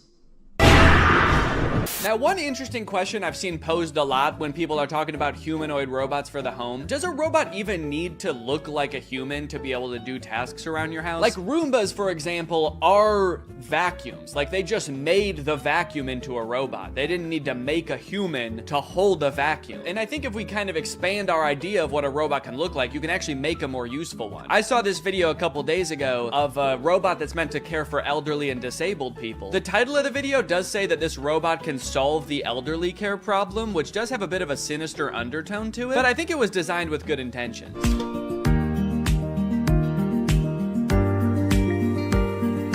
Now, this whole ad is in Chinese, I think, and there's not like any link to buy it in the description. I even tried Googling this thing and I couldn't figure out what it is or if it exists in real life yet. So I don't know if this is something you can pre-order or if it just sort of shows up at your grandparents' house when they reach a certain age, just sort of creeps through the door like Nosferatu. But it's kind of interesting. It has more functionality than a humanoid robot. He's got, you know, creepy little claws for touching your grandma. And he's got a little seat in back so he can kind of double as a wheelchair too. This whole ad again is in Chinese, so I'm not exactly sure what he's saying to her here. I really hope he's not being like, shut up, you old bag, get in the fucking chair. So look at that, she can sit on him, she can use his little hand to like move him around like a joystick, and I think it says that this thing can top out at like 80 miles per hour. Me personally, however, I'm gonna make it my life's mission to make sure that my children never find out that this exists. Boys, if you are watching this, this is officially my will now. Do not send me to live with this thing.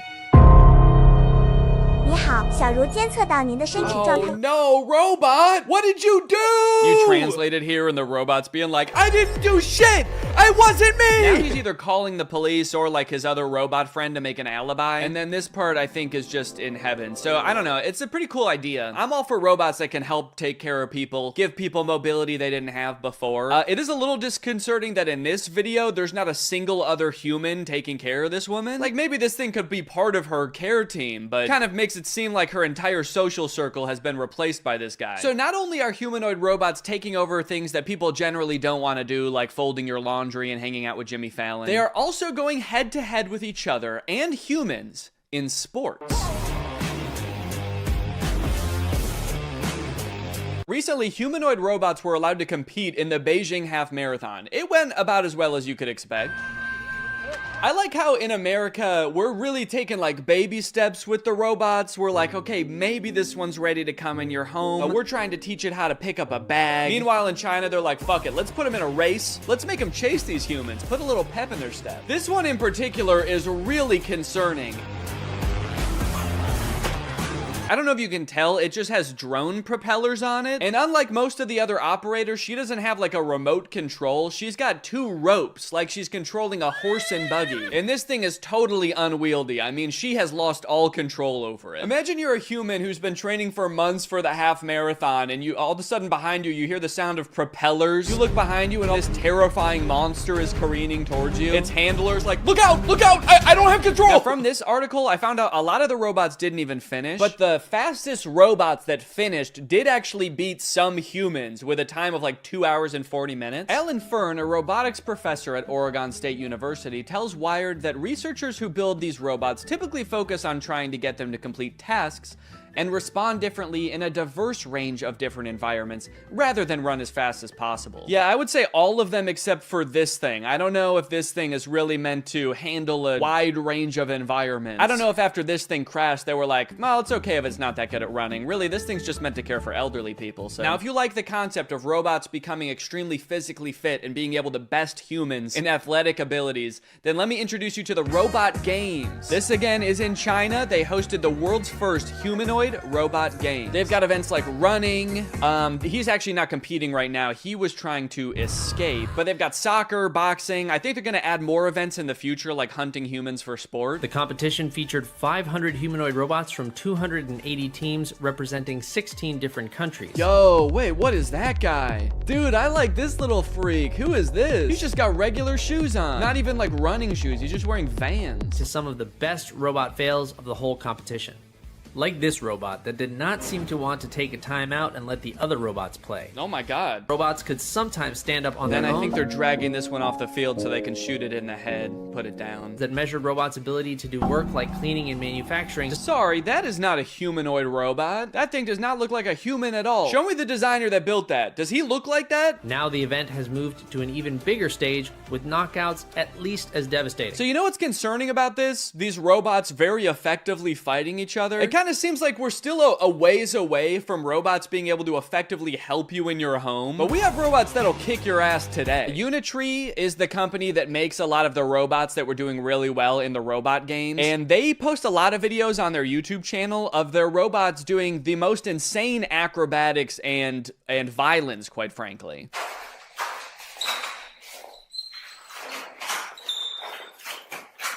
Yeah, sorry, we haven't quite figured out how to get the robot to fold clothes. We've been focusing on much simpler and practical tasks, like triple axle backflips and disarming a man trying to defend himself. All right, now I do want to get back to the Neo robot because there is a huge glaring problem with it that I feel like is going to turn a lot of people off from it, and it's going to make it like insanely impractical. But I did find this article that's called "Famed Roboticist Says Humanoid Robot Bubble is Doomed to Burst." Now, I'm not a roboticist, let alone a famed roboticist like this man. But in this video, he's kind of echoing what I was saying earlier. Basically, he predicts in 15 years, successful humanoid robots will actually have wheels, multiple arms, and specialized sensors and abandon the human form. So the good news is, I sound really smart because he's echoing what I was saying earlier. The bad news is, the robots he's describing are way scarier than the humanoid robots we already have. He's like, don't worry guys, the robots we have in the future won't look anything like these ones. They're gonna have 8 legs, pincers, and feed on human bone marrow. Okay, so back to Neo. This is a video that the Wall Street Journal posted of one of the reporters reviewing the Neo's current state of development. And I think it was posted on the same day that 1X announced that Neo is available for pre-order. Yeah, so we touched on this a little bit before, because in their own ad, they even say like an expert might have to take over. But it turns out,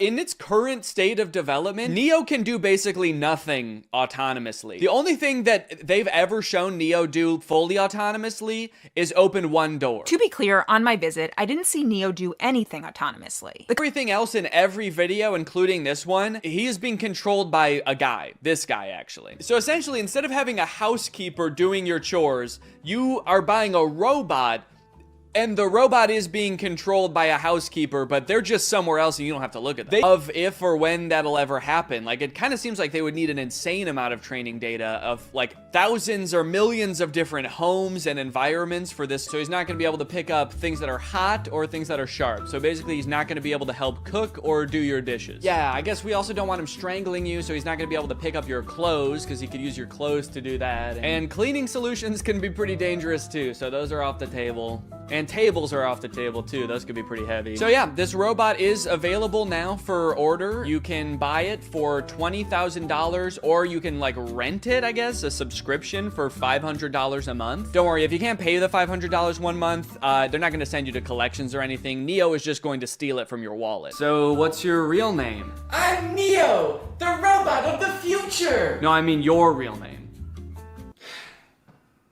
It's Derek. Derek, if you're a human controlling the robot, why do you have to move so slow? Oh, I'm actually being controlled by a different person in a call center in Bangladesh. And he's making you move slow? Well, he's being controlled by Grok. Oh. You know what?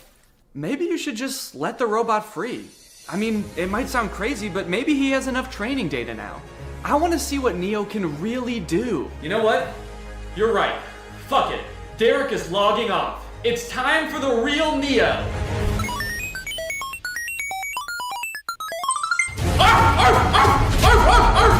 What the fuck? A dog? Why would you be a dog? Danny, this is Derek. I just realized he's been training off videos of your dog. He thinks he's a dog! Mail's here. Hope you don't mind, your upstairs window was open. Oh no!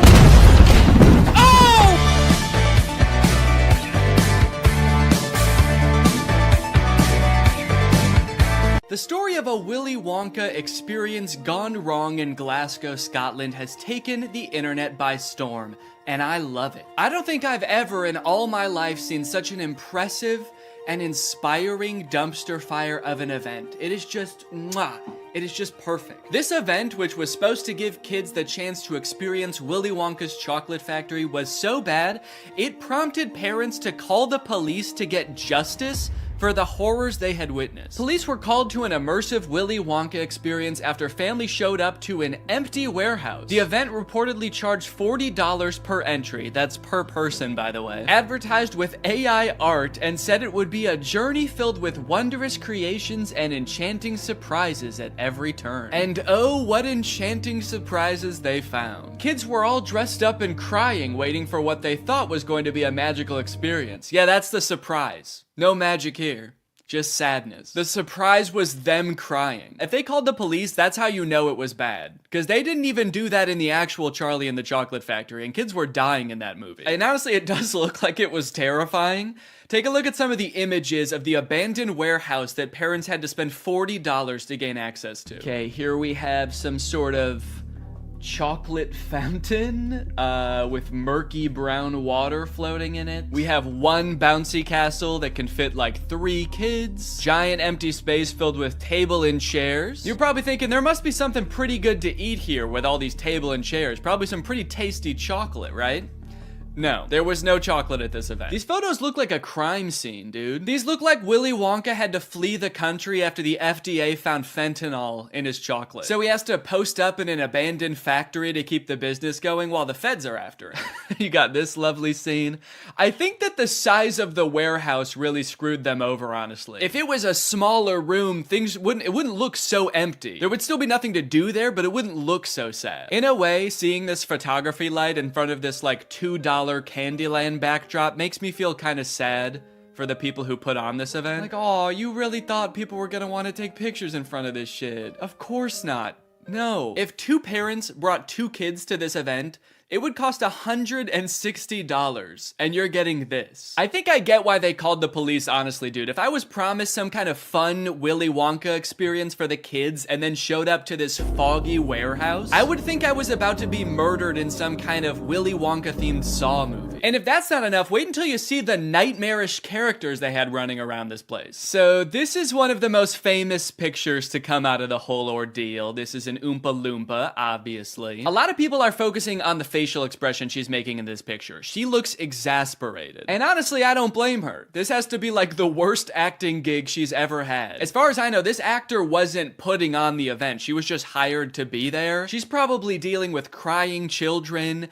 pissed off parents. Also, I'm pretty sure canonically the Oompa Loompas are enslaved by Willy Wonka, so the facial expression makes sense in that context too. What I'm actually more concerned with is everything else going on in this photo. Why is there so much smoke? I'm not super familiar with the process of making chocolate, but I'm 100% sure there should not be that much smoke happening. No wonder she's making that face, dude. She's high as hell. And I love all the mismatched chemistry gear she's got strewn about the table. Beakers, vials, this mysterious elixir locked up in a little glass box. A quill?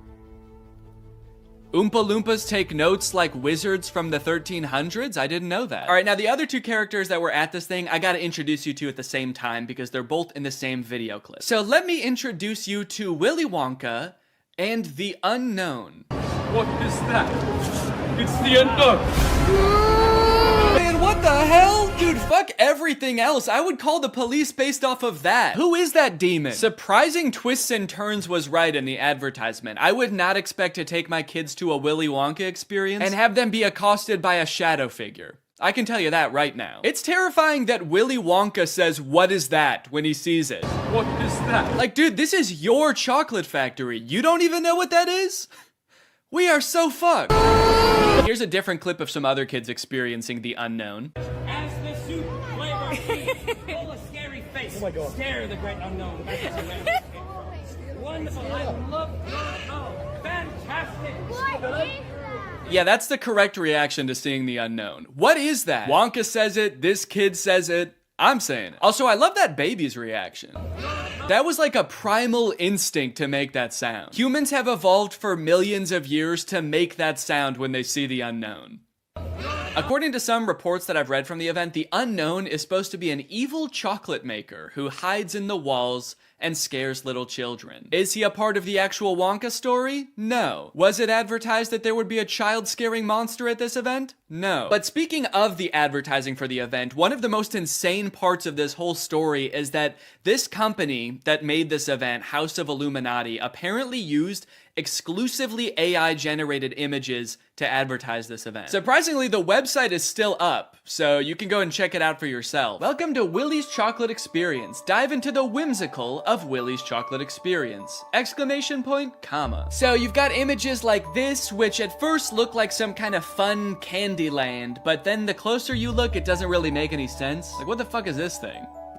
Is that supposed to be a bunny? Who the hell is that? I don't like the looks of these things. But then you get images like this advertising the Twilight Tunnel, which are so clearly AI generated, it makes you wonder if the whole event was being run by an AI. Because how could a human not notice that there are so many typos in all of these images? You got dim tight, depractions, ungurrival, featuring dodjection and swide. Then you've got ensuring entertainment, which of course includes catgagatting, carchy tons, and a passidice of sweet teats. And on top of the website being seemingly designed by AI, apparently all of the actors' lines were too, which we know thanks to this video posted by the actor who played Willy Wonka. I'm going to be poking a little bit of fun at the event, but I wanted to say before I start that I feel for anyone who bought tickets to this, people who are expecting a magical chocolate experience. People who are unfortunately captured by the unknown, we hope you are found soon. So the first red flag for me was when I was cast as Willy Wonka. Anyone who looks at me and thinks Willy Wonka and not Oompa Loompa is out of their mind. I give off major Oompa Loompa energy. I got cast as the part on the Thursday, and was told that I needed to learn the script for the Friday. So I said, no problem, send it over. The script was 15 pages, monologue, pretty much, of AI-generated gibberish. You know what I'm kind of curious about? If the script was AI-generated, where did the unknown come from? Did the event organizers just ask ChatGPT to generate a script about Willy Wonka's chocolate factory and it just threw that shit in? Cause that's terrifying. ChatGPT was like, planning an event for kids, huh? I know just the thing to add. Don't worry, I'm great with kids. So I'll give you one of the lines from the script. I'm not going to do the Willy Wonka voice because I think I've embarrassed myself enough. But one of my favorite lines was, there is a man who lives here. His name is not known. So we call him the Unknown. The Unknown is an evil chocolate maker who lives in the walls. What? We were told on the experience to hand out a jelly bean, one jelly bean per child, and a quarter of a cup of Tesco's own brand lemonade. One jelly bean? All that smoke the Oompa Loompa had to endure and she was just back there cranking out one jelly bean? Maybe the unknown was introduced as some way to canonically explain why there was no chocolate at the event. Sorry kids, there's no chocolate here today. An evil chocolate maker showed up and he shot the Oompa Loompas. They're dead now. So one of the Oompa Loompas from the event also posted a TikTok kind of poking fun at the whole experience, but the one actor we haven't heard from yet is the one that we all obviously want to talk to. The unknown. Unknown, we need to know your story. What was your inspiration for your performance? How did you get into character? The unknown must have had the worst time of any of the actors because, like, you got hired to do a performance of Willy Wonka and you got cast as a character that's not in Willy Wonka? Just like an evil spirit that lives in mirrors? And then your job for an entire day is to scare and confuse unsuspecting children who have no clue what they're in for. Every time a kid came around that corner, you just know the unknown was like, God damn it, I gotta traumatize another kid. The Oompa Loompa from the famous photo ended up doing an interview with Vulture where she describes the moment that children saw her for the first time, and it is very sad. Tell me about the moment as the kids started coming in. Did you see the innocence leave their eyes? They were quite upset. I think they were confused, but it was more the parents. I just looked at them, and I think they must have known when they looked at me. An older couple said to me,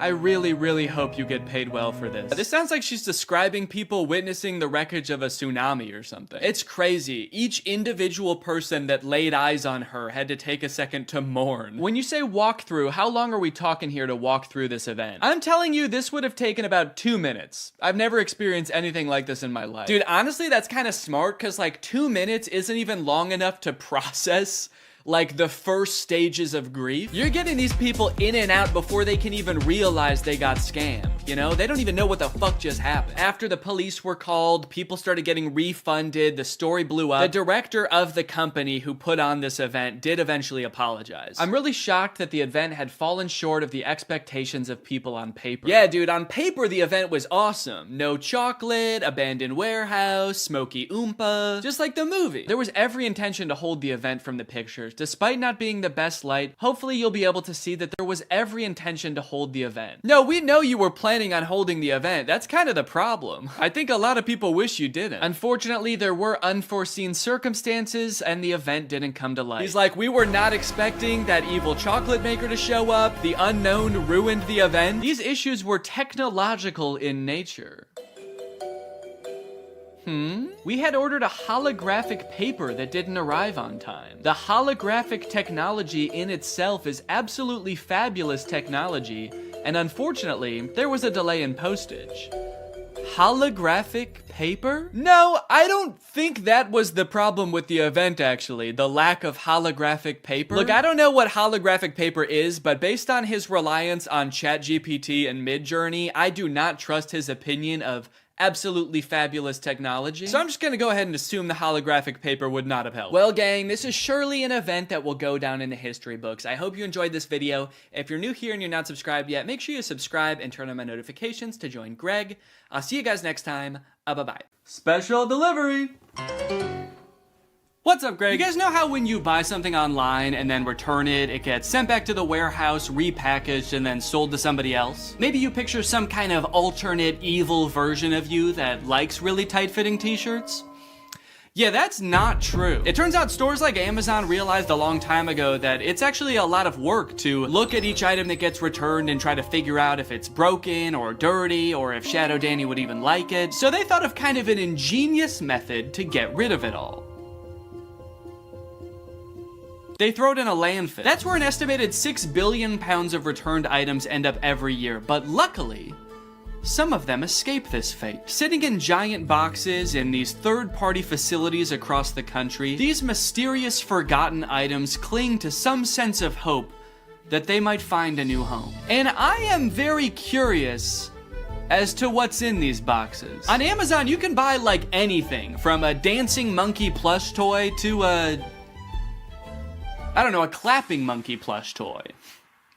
And everything in between. So I want to get my cold, sweaty little hands on one of these boxes of Amazon returns, but I don't know how. So I reached out to Raleigh Williams, the host of the YouTube channel Climate Town. So Raleigh, you're working on a video about free returns right now, right? Yeah, I saw this expose on a bunch of like brand new returns in a landfill and stores like throwing out cordless drills and perfectly new laptops and stuff. And I just thought like, we shouldn't be doing that. That shouldn't be how this system works. And so we've been reading up on it, and the reverse supply chain is not making me super optimistic. How do free returns go from like me returning an item to these random warehouses across the country where they end up in these mystery boxes? Yeah, so what's the last thing that you bought online? I think I bought AirPods. You know how there was like an option on the AirPods to, if you buy this, you can get it delivered to your house right away? Like they'll put it into a cannon and fire it at your window? Yeah, that's the option I picked because I needed them now. So that doesn't really exist in reverse. You can't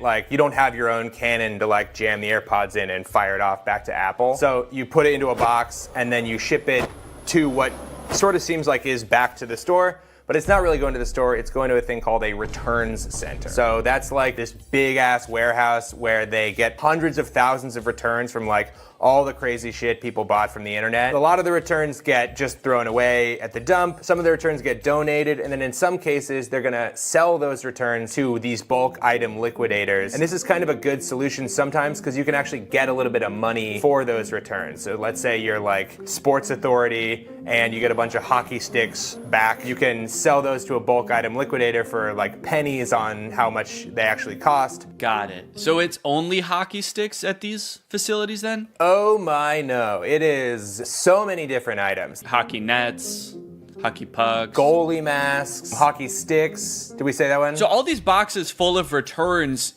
who do they sell these to? Do people like me just come in and buy giant boxes of Amazon returns? Yeah, there's a lot of liquidators that just have an open door policy, and it's like, bring your kids, let's make a Sunday out of this. Come on down and spend $400 on a box of random returns. So I could just go to one of these places if I find one and just buy a box? Yeah, this would actually be kind of a good section for my video that I'm making too. So maybe we'll just go to one together. I think it'd be a good challenge to see if you can actually resell the items in the box at a profit. To actually see if it's possible to like get your money back from the big box of returns that we buy. Maybe at the end of the video too, whatever like profit I make, we can give to a charity or something. That'd be a cool way to end it. Yeah, that sounds great. I mean, I do want to manage your expectations. I don't know how much you're actually going to be able to get from selling these items off. So I don't know how much profit this box is going to generate. It was the perfect plan. Given that this is actually a pretty common side hustle I'd seen before on YouTube, I figured I would have no problem turning a profit and donating said profit to charity. Some creators have actually gotten so successful flipping pallets that they've actually turned their operation into a full-time business. Just 3 years ago, Mitch was selling furniture out of his garage. Yes, I was. Now we're in this 30,000 square foot place. We did some research and found out there was a liquidation center not too far from where I live. So Raleigh hopped on a plane, and before we knew it,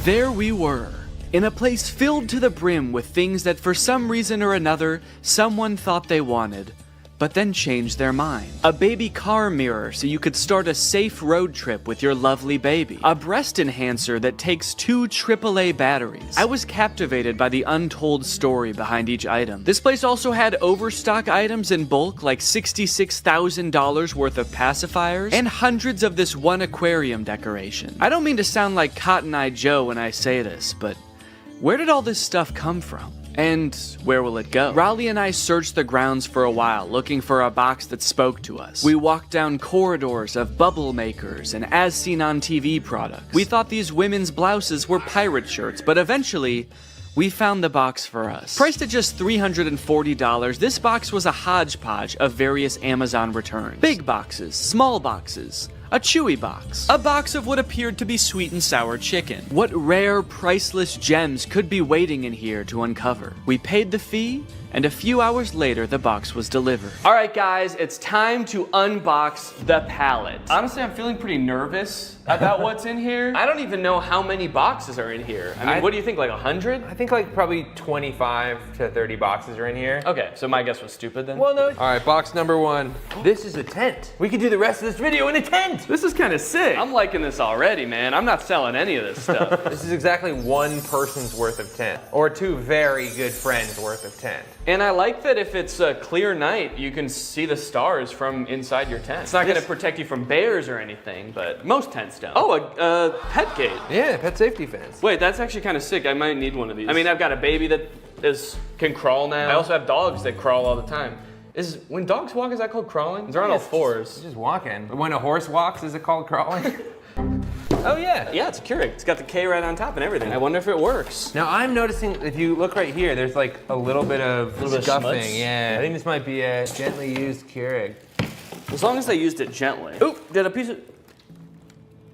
I lost a bit. I lost a bit of the Keurig. I'm going for the sweet and sour chicken. Oh, baby. Will it really be? So this is an example of a return. Somebody has like put it in a different box probably, and they've returned a thing. So they almost certainly took it out of the packaging, lost the packaging, and then said, fuck it, I'm returning it anyway. Oh, is it a vacuum maybe? I'm thinking, oh yeah, vacuum, little brush. It's a car vacuum. That is great. Maybe whoever ordered this wanted a car vacuum, and then between the time they ordered it and they got in a car crash and never wanted to set foot in a car again. Okay, or positive version, They ordered this. It worked so good. Their car was so clean. They're like, I'm not gonna need this again. Never needed for another it. 10 years. So. I cleaned it so good that it's never gonna get dirty again. All right, so this Chewy box was another one of the ones that like, it might be Chewy stuff or it might be... Based on everything else so far, I'm gonna say it's not Chewy stuff. And also I can tell it's a rug just by looking at it. It's also the way they've packaged it. It's like if Chewy packaged something like this and it came to your house, I would never shop at Chewy again. Yeah. It's like, yeah, it's fucking Chewy, come on. Dog treats spilling out the side. There's like tufts of dog hair stuck to the tape. Hey, do me a favor, ask your fucking dog if he cares how it's packaged, all right? Oh, it's soft though. Feel that rug. Wow. Yeah, I think it is some kind of, Oh, this is nice. This is a nice padded floor. For your doggy duffel bag. And it looks like someone did put their dog in there. Yeah. It's all furry. Dog tested and returned. Dog tested. Disapproved of. Dog disapproved. Right. A little rusty pan. Is it rusted? Oh, no, that's the brand? No, it is rusted. It is rusted. Oh, geez. So they must have used this a lot then. Yeah. They had this for 10 years and then sent it back to Amazon. It feels terrible to say goodbye after 10 years, but... I never liked it. It's just another rug. Dear customer, if there is crease on carpet you received, please don't worry. This is a normal phenomenon of folding carpets in order to meet the needs of international transportation. We intimately included a small watering can. Intimately? In big, huge bowls to help you easily solve this abominable crease. This crime against God of a crease. There were a few staple categories in this particular palette. For example, a shocking amount of tents. Could this be like a changing tent? Oh, yeah, maybe it is. Yeah. I think I just found another tent. We have an orange tent here. Okay. Also a bunch of rugs and 2 toilet accessories. I could understand why Amazon wouldn't want to take this back. Honestly, this one, I'm gonna give them a pass on this one. But there was a category of items that worried me the most, and that was the items that I didn't even know what they were when I unboxed them. Wait, whoa. I don't know what this is, but it says mind reader. This thing can read my... Ah! Get out of my head! Get out! I can hear your thoughts. Why would it be called a mind reader? It's like, was this the coaster you wanted? How did you know? Get out of my head! Look at what, I don't know. It's like a garbage bag? I think so. What the hell is this? Okay, and was it just like wood? It's a plank of wood! Oh. And does it say on the back, this is a set, do not separate? Oh, does it? This is a set, do not separate. There is one thing in here. Yeah, I wouldn't know how to if I tried. I'd need an axe. The more boxes we opened, my hope that we might find some cool, mysterious, rare item started to fade. People aren't constantly ordering cool doodads on Amazon and then returning them. As we came to find out, life is mundane, and so was a lot of the stuff in this box. Until we found this cool bird feeder. A smart AI recognition bird feeder. What does it recognize? I think it recognizes the kind of bird. Ooh, wait, that's actually kind of cool. It's kind of cool. Maybe if it sees a squirrel, it won't like put anything out. If it sees a squirrel, it shoots it. Okay, yeah, look at the bird seed comes down. Your little camera looks at him, says, blue jay detected. Wow, that's actually kind of cool. That's great. I could definitely find someone that wants to use this. In total, there were 34 boxes, and without making a single dime yet, we had already spent 55 minutes taking it all out of the box. I'm not going to show us unboxing every single item, but if you're curious, here is a list with all 34 items we unboxed. Battery low, your GoPro will automatically power off. Wow. That's weird. Perfect timing. Do I have a rectangle on my head? It's a little one. It sort of looks like you're like Harry Potter's brother. He's like got a little rash on your head, but not the lightning bolt. He like saw Harry get Avada Kedavra and he like ran away and just ran into a wall. The boy who goofed. Yeah.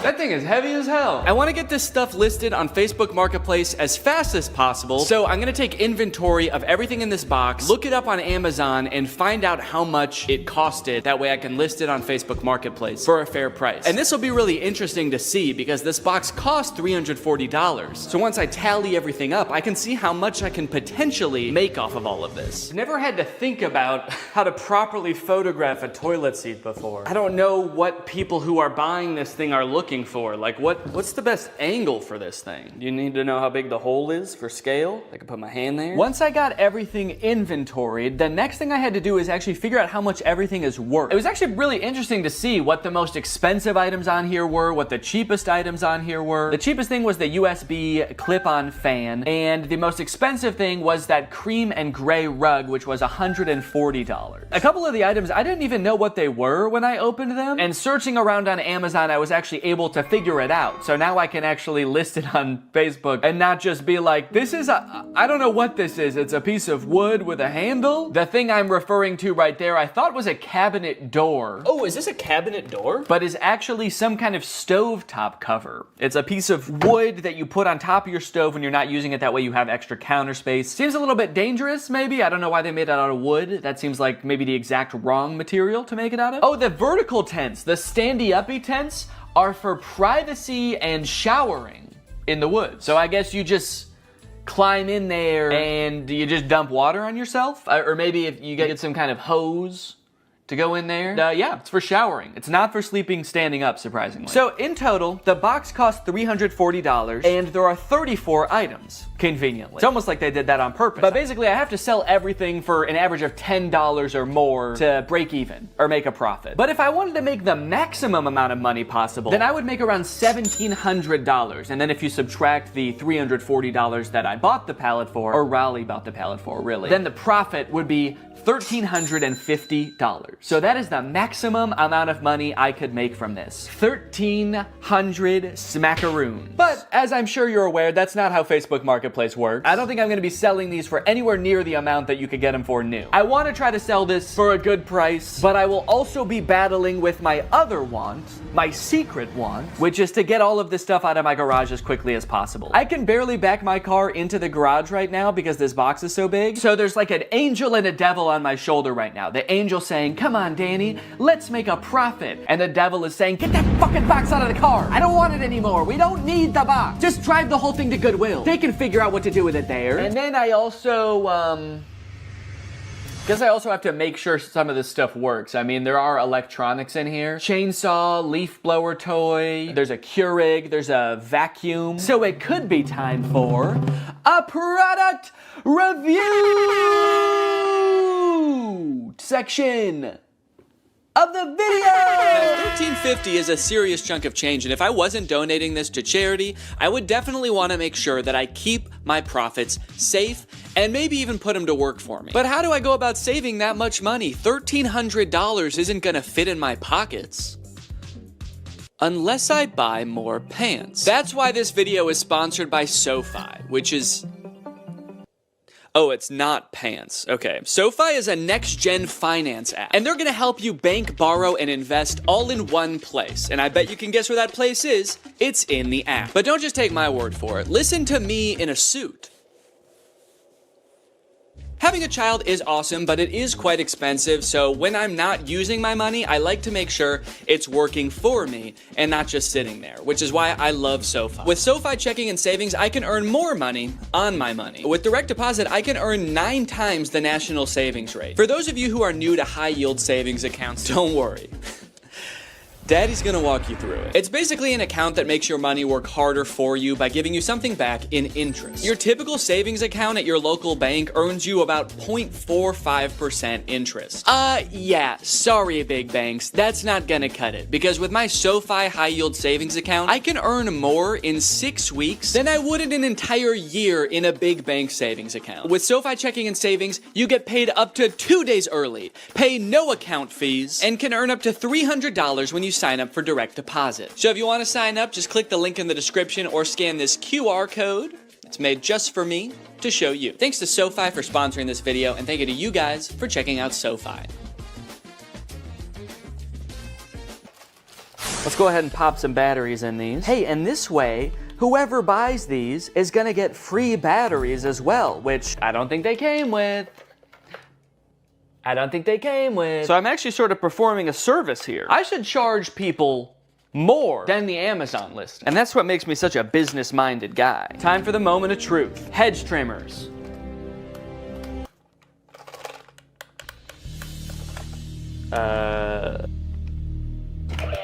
Whoa! Okay, this one works. I didn't even mean to turn that on. I just, as I picked it up, I accidentally pulled the trigger. This one, it seems like doesn't want to do anything, and this one was so ready to work that the second I touched it, it was like, yes!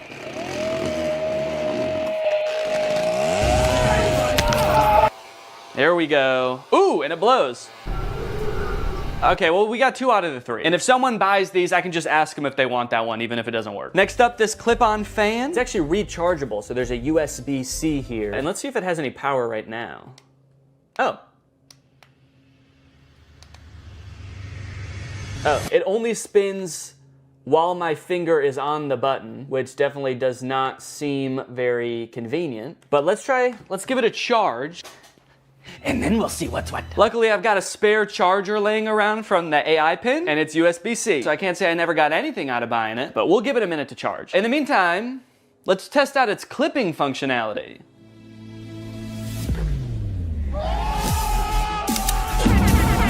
Hell yeah. Up next, oh no, golly. Is that really what I say when something surprising happens? Did I say, ooh, no, golly? No, golly! Having a child has turned my language all topsy-turvy. A few months ago, I definitely would have just said like, oh, fucking shit, as that thing fell over, you know, because I'm a cool guy, I swear. Okay, so this is the Keurig, water. And now let's see if it'll just make me a hot cup of water. Guess I'll just do 8 fluid ounces here. Go. Does it know there's not a cup in here? Go! Why isn't it going? A Keurig starts going right away, right? You press it and it just starts going like... In my experience, every time I've used a Keurig, you press it and it goes right away. Okay, maybe it knows there's not a cup in here and it is mad about that. All right, let me see if I have a Keurig cup laying around. Found one. Maybe I have to put a mug here. Maybe it won't start unless it detects. Does it have mug detection technology?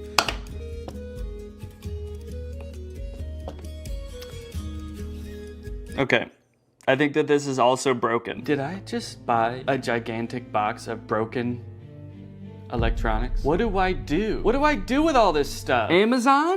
I'm demanding you contact me to take all this stuff back and fix it and sell it again. I don't know how to fix a Keurig. I don't have the resources for that. Damn, dude. Golly. What did I say before? Oh no, golly. Ah! Smart AI recognition bird feeder. You get an automatic notification when you have a visitor. So you could get a notification that says like a cardinal's here or a hummingbird's here. How terrifying would it be if at like 4 a.m. you get a notification that's like Gary's here? You're like, who the fuck is Gary? You go on your phone, there's just a video of a man shoveling bird feed into his mouth.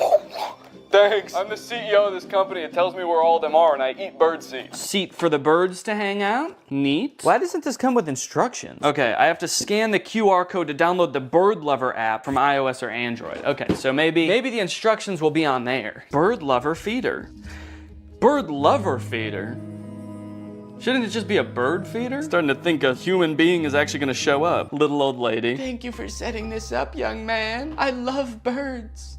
And I'm so hungry. And now? Oh! I wonder what this little thing is here. That's the camera lens. And then what is this? Is it a big speaker? Play soothing noises for the birds? Soothing noises. Metro Boomin. Yo! Okay, look it. Oh, what kind of bird has showed up to the bird feeder today? Danny Bird. Okay, can I take a picture? Oh, I got a notification. Bird feeder camera has detected movement. I like that it's just saying that the smart bird feeder has detected movement. Obviously, it's not saying bird detected. It's like, we have detected something, but it's not a bird. You should probably just look for yourself to see. You're not gonna believe us if we tell you. It works! Man, I was worried about this one, because I actually feel like this thing's pretty cool, and I wanted it to work really bad, So why did someone return it then? That's the question. So many stories behind these boxes, you know? What happened in this person's life between when they ordered the AI bird feeder and when they returned the AI bird feeder? They suddenly started hating birds? Okay, surely by now the clip-on fan is charged, right? Let's take a look. Ooh, it is! It works! Okay, the clip-on fan works. In my effort to provide an excellent experience for my customers, I want to go beyond just the electronic items, okay? There are some non-electronic items that need my attention. Actually, there's just one. It's the rug with the abominable crease. And guys, I have really bad news. There is not an abominable crease on this carpet. There are 2 abominable creases. Right here and right here. That is just abominable, man. Actually, looking at it like this, there's kind of more than 2 because there are some horizontal ones too. They're a little less severe, so I might not call them abominable, but I might call them like, dastardly. But they did give me instructions on how to fix the crease, so I'm gonna try all of this, and then I should have a perfectly good rug to sell. Let me get some water.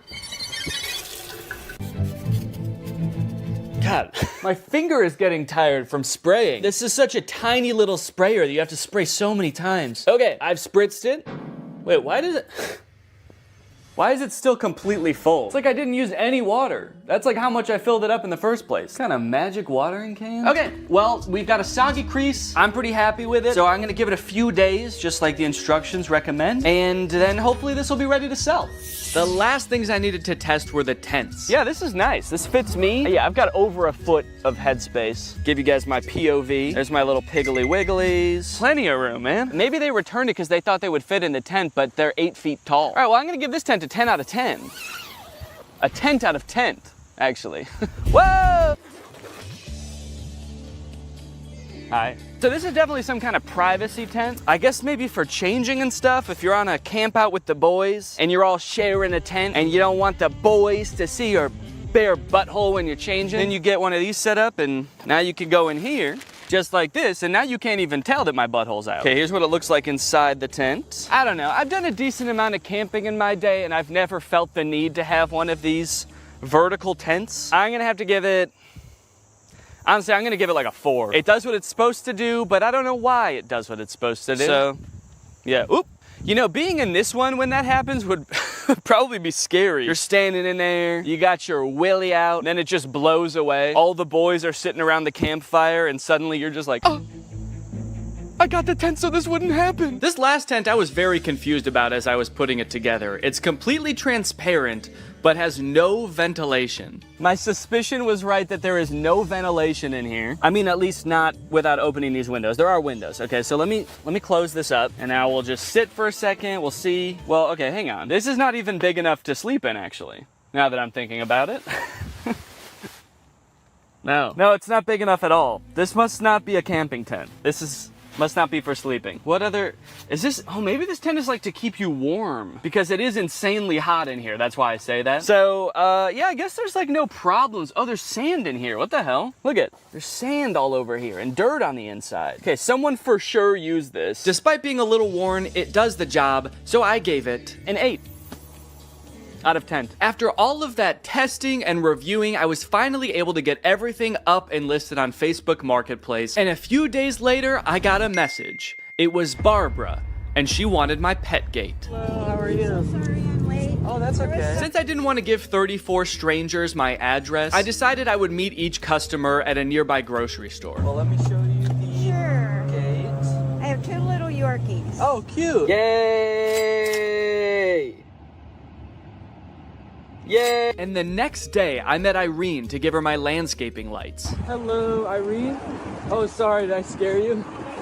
I 1000% did scare her. She screamed and jumped when I said her name, but that didn't matter because I had just made $23. Just about every day I was heading off to the grocery store parking lot to meet with yet another potential customer. I felt like I had the foundations of a real small business on my hands. Another day, another drive to the grocery store parking lot. Goodbye, sweet and sour chicken box. Goodbye. I was spending a decent amount of time driving to and from the grocery store and waiting at the grocery store, but that didn't really matter because I was making money, baby.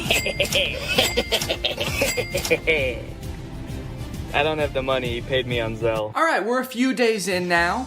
How are things looking? I don't know if my listings just took a while to get into Facebook's algorithm or something, but they weren't getting any interest for the first couple days. But then suddenly, on the second or third day, I started getting a ton of messages.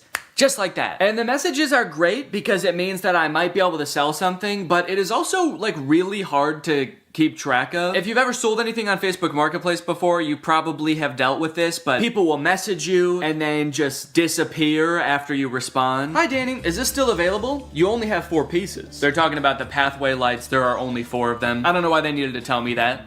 I know that. Don't shame me for how many pieces I have. Yes, are you interested? Yes, it's 4. And then they just completely ghosted me. They just messaged me to insult me. Hi, is this available? Yes, it is. Do you want it? I guess when you're buying things, you probably have so many options because there's probably, you know, there's a million rugs on Facebook Marketplace. So you don't have to treat one guy selling a rug very well. This person messaged me about the clear chair mat and said, are you ever in downtown Chicago? Even though I have my location listed on the listing, it is not downtown Chicago. I have it listed as pickup only. So I said, no, not really. And then I offered to meet him halfway in 2 different towns and then he just stopped responding. No, sorry, I only want your ridiculously discounted product if you drive all the way to me and hand it to me. I'm not even gonna get out of bed actually. You can just come in. And if all that wasn't bad enough, the crease is still there. All of them. Yep, this thing's been laying here days now. Probably a week, actually. And the creases haven't gone down a lick. So I'm sorry, but if anyone buys this rug, the crease is gonna become their problem. Alright? I'm not doing the crease. Every time I had a potential new sale on my hands, I had to dig into the box to find the item, which was surprisingly difficult. And I ended up having to use a shovel a few times to dig an item out from the bottom of the box. If I was gonna do this again, I would definitely invest in some other storage system like shelves, which might take up more space, but it would be so much easier to access the items. What really added insult to injury in this case is that the person who was requesting this item actually ghosted me right after I did this. But that's not even the worst part, because I actually have a much bigger concern about this box. And that concern is that the box is perhaps cursed. Firstly, after I reviewed all the electronic stuff in my office, I was moving the boxes around and a big spider crawled out of one. And it zoomed around, it took me forever to find, and luckily I was really chill about the whole thing. Secondly, anytime I've been doing anything with the box, I've been sneezing a lot. Ugh, what am I allergic to in this box?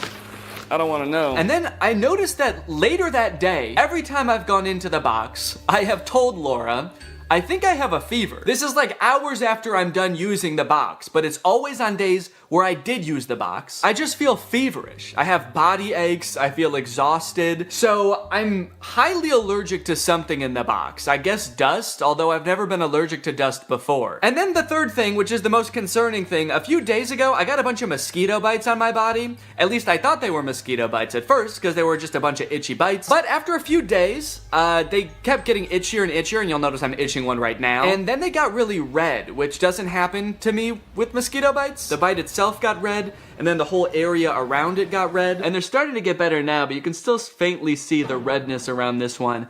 I've got like 5 or 6 of these on my body. This is very concerning to me. So I don't know, maybe this is all kind of in my head, you know, maybe there's a spider in the box because it's in my garage and there's spiders in my garage. Maybe these bites are just mosquito bites and my body is reacting a weird way. Or maybe, what is the more likely option, the box is cursed. But hey, baby, that's just more motivation to get rid of this stuff, huh? Sell it. Give the curse to someone else. But at the very least, I should be careful when I give people the boxes. I should probably check them all for big spiders and ancient magic before I give it to them. Yep, should be good. Sweet. All right, have a good day. Yeah, no problem. Alright, I've just finished up another sale here, and I was just sitting here in the car doing some thinking, and I think I've decided that I don't like this one bit. In terms of side hustles, man, I don't think that this one is it. Look at all of the messages that I've received between today and midday yesterday. So many people that I need to coordinate with, and the chances are, based on all of these messages, I probably won't even sell anything. The ratio of messages I receive to products that I sell is probably like 40 to 1. I've spent so much time messaging people and I've sold 8 things. Out of the 34 things I have, it's been weeks and I've sold 8 things. And then when I do have an actual buyer, it's almost just as annoying to coordinate with them. I had another guy that I was selling something to. We were supposed to meet at 7 p.m. one day, but he messaged me at 5:30 and was like, hey, just to let you know, I'll be there in 20 minutes. I hope you're free. To which I responded, no, sorry, I'm not gonna be free until probably at least 6:45. And then he messaged me when he arrived at 5:50 and said, okay, I'm here.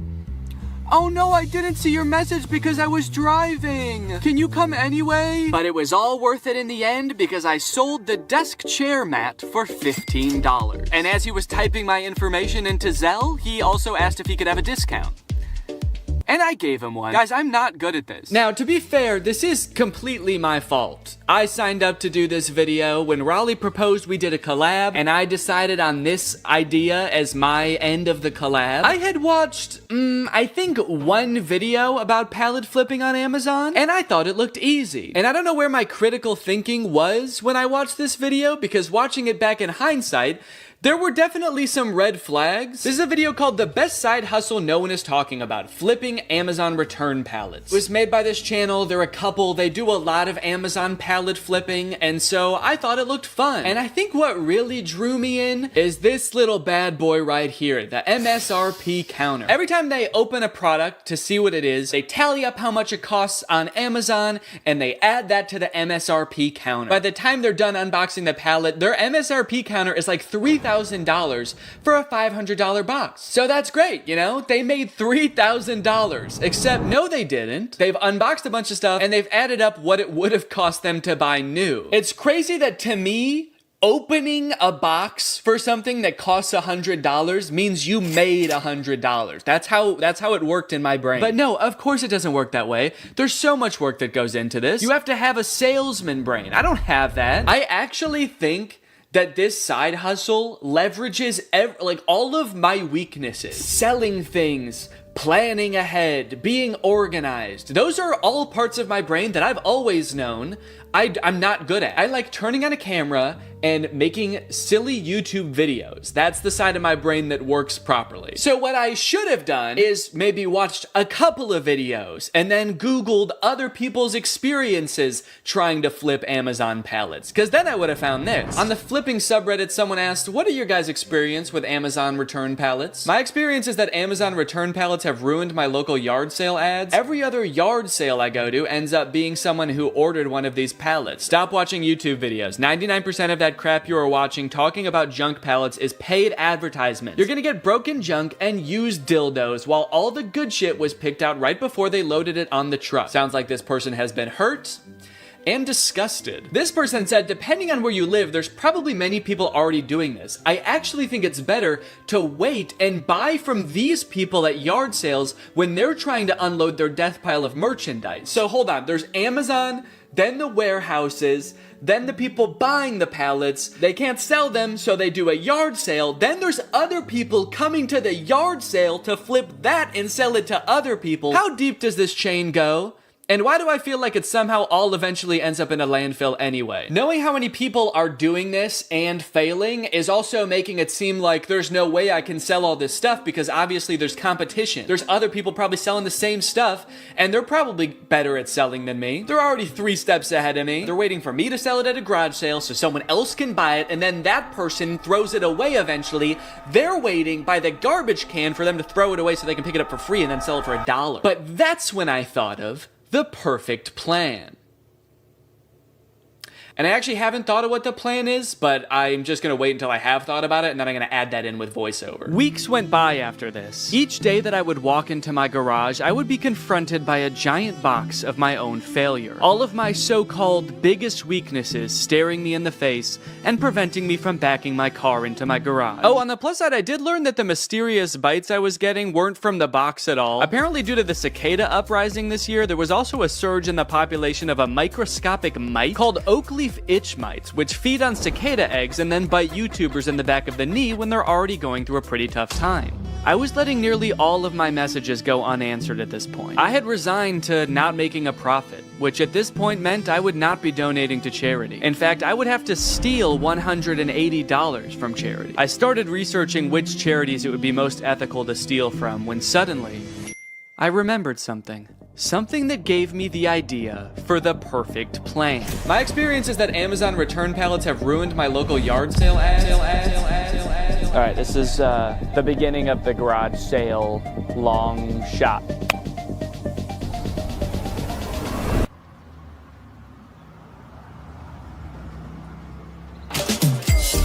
thank you. You know what I think you'd love? A tall green tent. Pleasure doing business with you. Cha-ching. Another satisfied customer. I'm on a roll. Yes.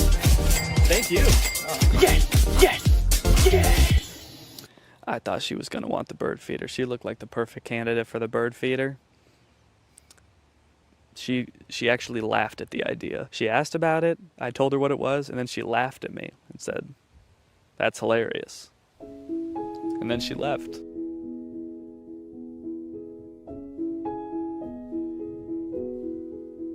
Excuse me, are you interested in a break orange tent or raised toilet seat? Maybe she'll be back later. She's got to go get her purse. Or a clip-on fan? Or an AI bird feeder? Well, it didn't go as well as I thought it was going to. So that's great. I don't know, man. I had this idea that if I set up a garage sale and had people coming through, I would just be selling item after item and it would all be gone by the end of the day. But I sold, let's see, 1, 2, 3, 4, 5, 6 items and I was there for about 6 hours. And I think 2 or 3 of those was just one guy. He bought one thing and then he came back for more because he told his daughter that he met a YouTuber and his daughter knew who I was, so he wanted to buy more stuff for her. So if that hadn't happened, I would have sold even less. As of right now, I have sold $303 worth of products. That means that I'm only like $37 away from breaking even. So if I could just make $37, that would be fantastic. And you might think that's not very much work. That's only, you know, like a couple more things. But guys, I have other things to do. I have other videos to work on. I actually took a break from this for like a month. The garage sale was like a month ago because I had to work on the copycats video. But luckily, I remembered a rule called the 80-20 rule, okay? 20% of your work is gonna yield you 80% of your results. And this rule applies for all sorts of things in life, you know? In a classroom, maybe 80% of the trouble is caused by 20% of the kids. In customer service, probably 80% of your calls are from 20% of your customers. And if I apply that to this, maybe 80% of my profit can be from 20% of my products. I need to be focusing on the few products that are gonna yield me that last $37. So if I just look at the 3 most expensive products that I still have on my list, I have the rug, which on Amazon is $150, the raised toilet seat, which on Amazon was $80, and the marble toilet seat, which was $90. I need to focus on the stuff that's gonna bring in the big bucks, because I have like 16 or 17 products still listed, and if I am trying to field messages and coordinate with people for all of those products, I'm gonna go insane. So I fished the big rug and the 2 toilet seats out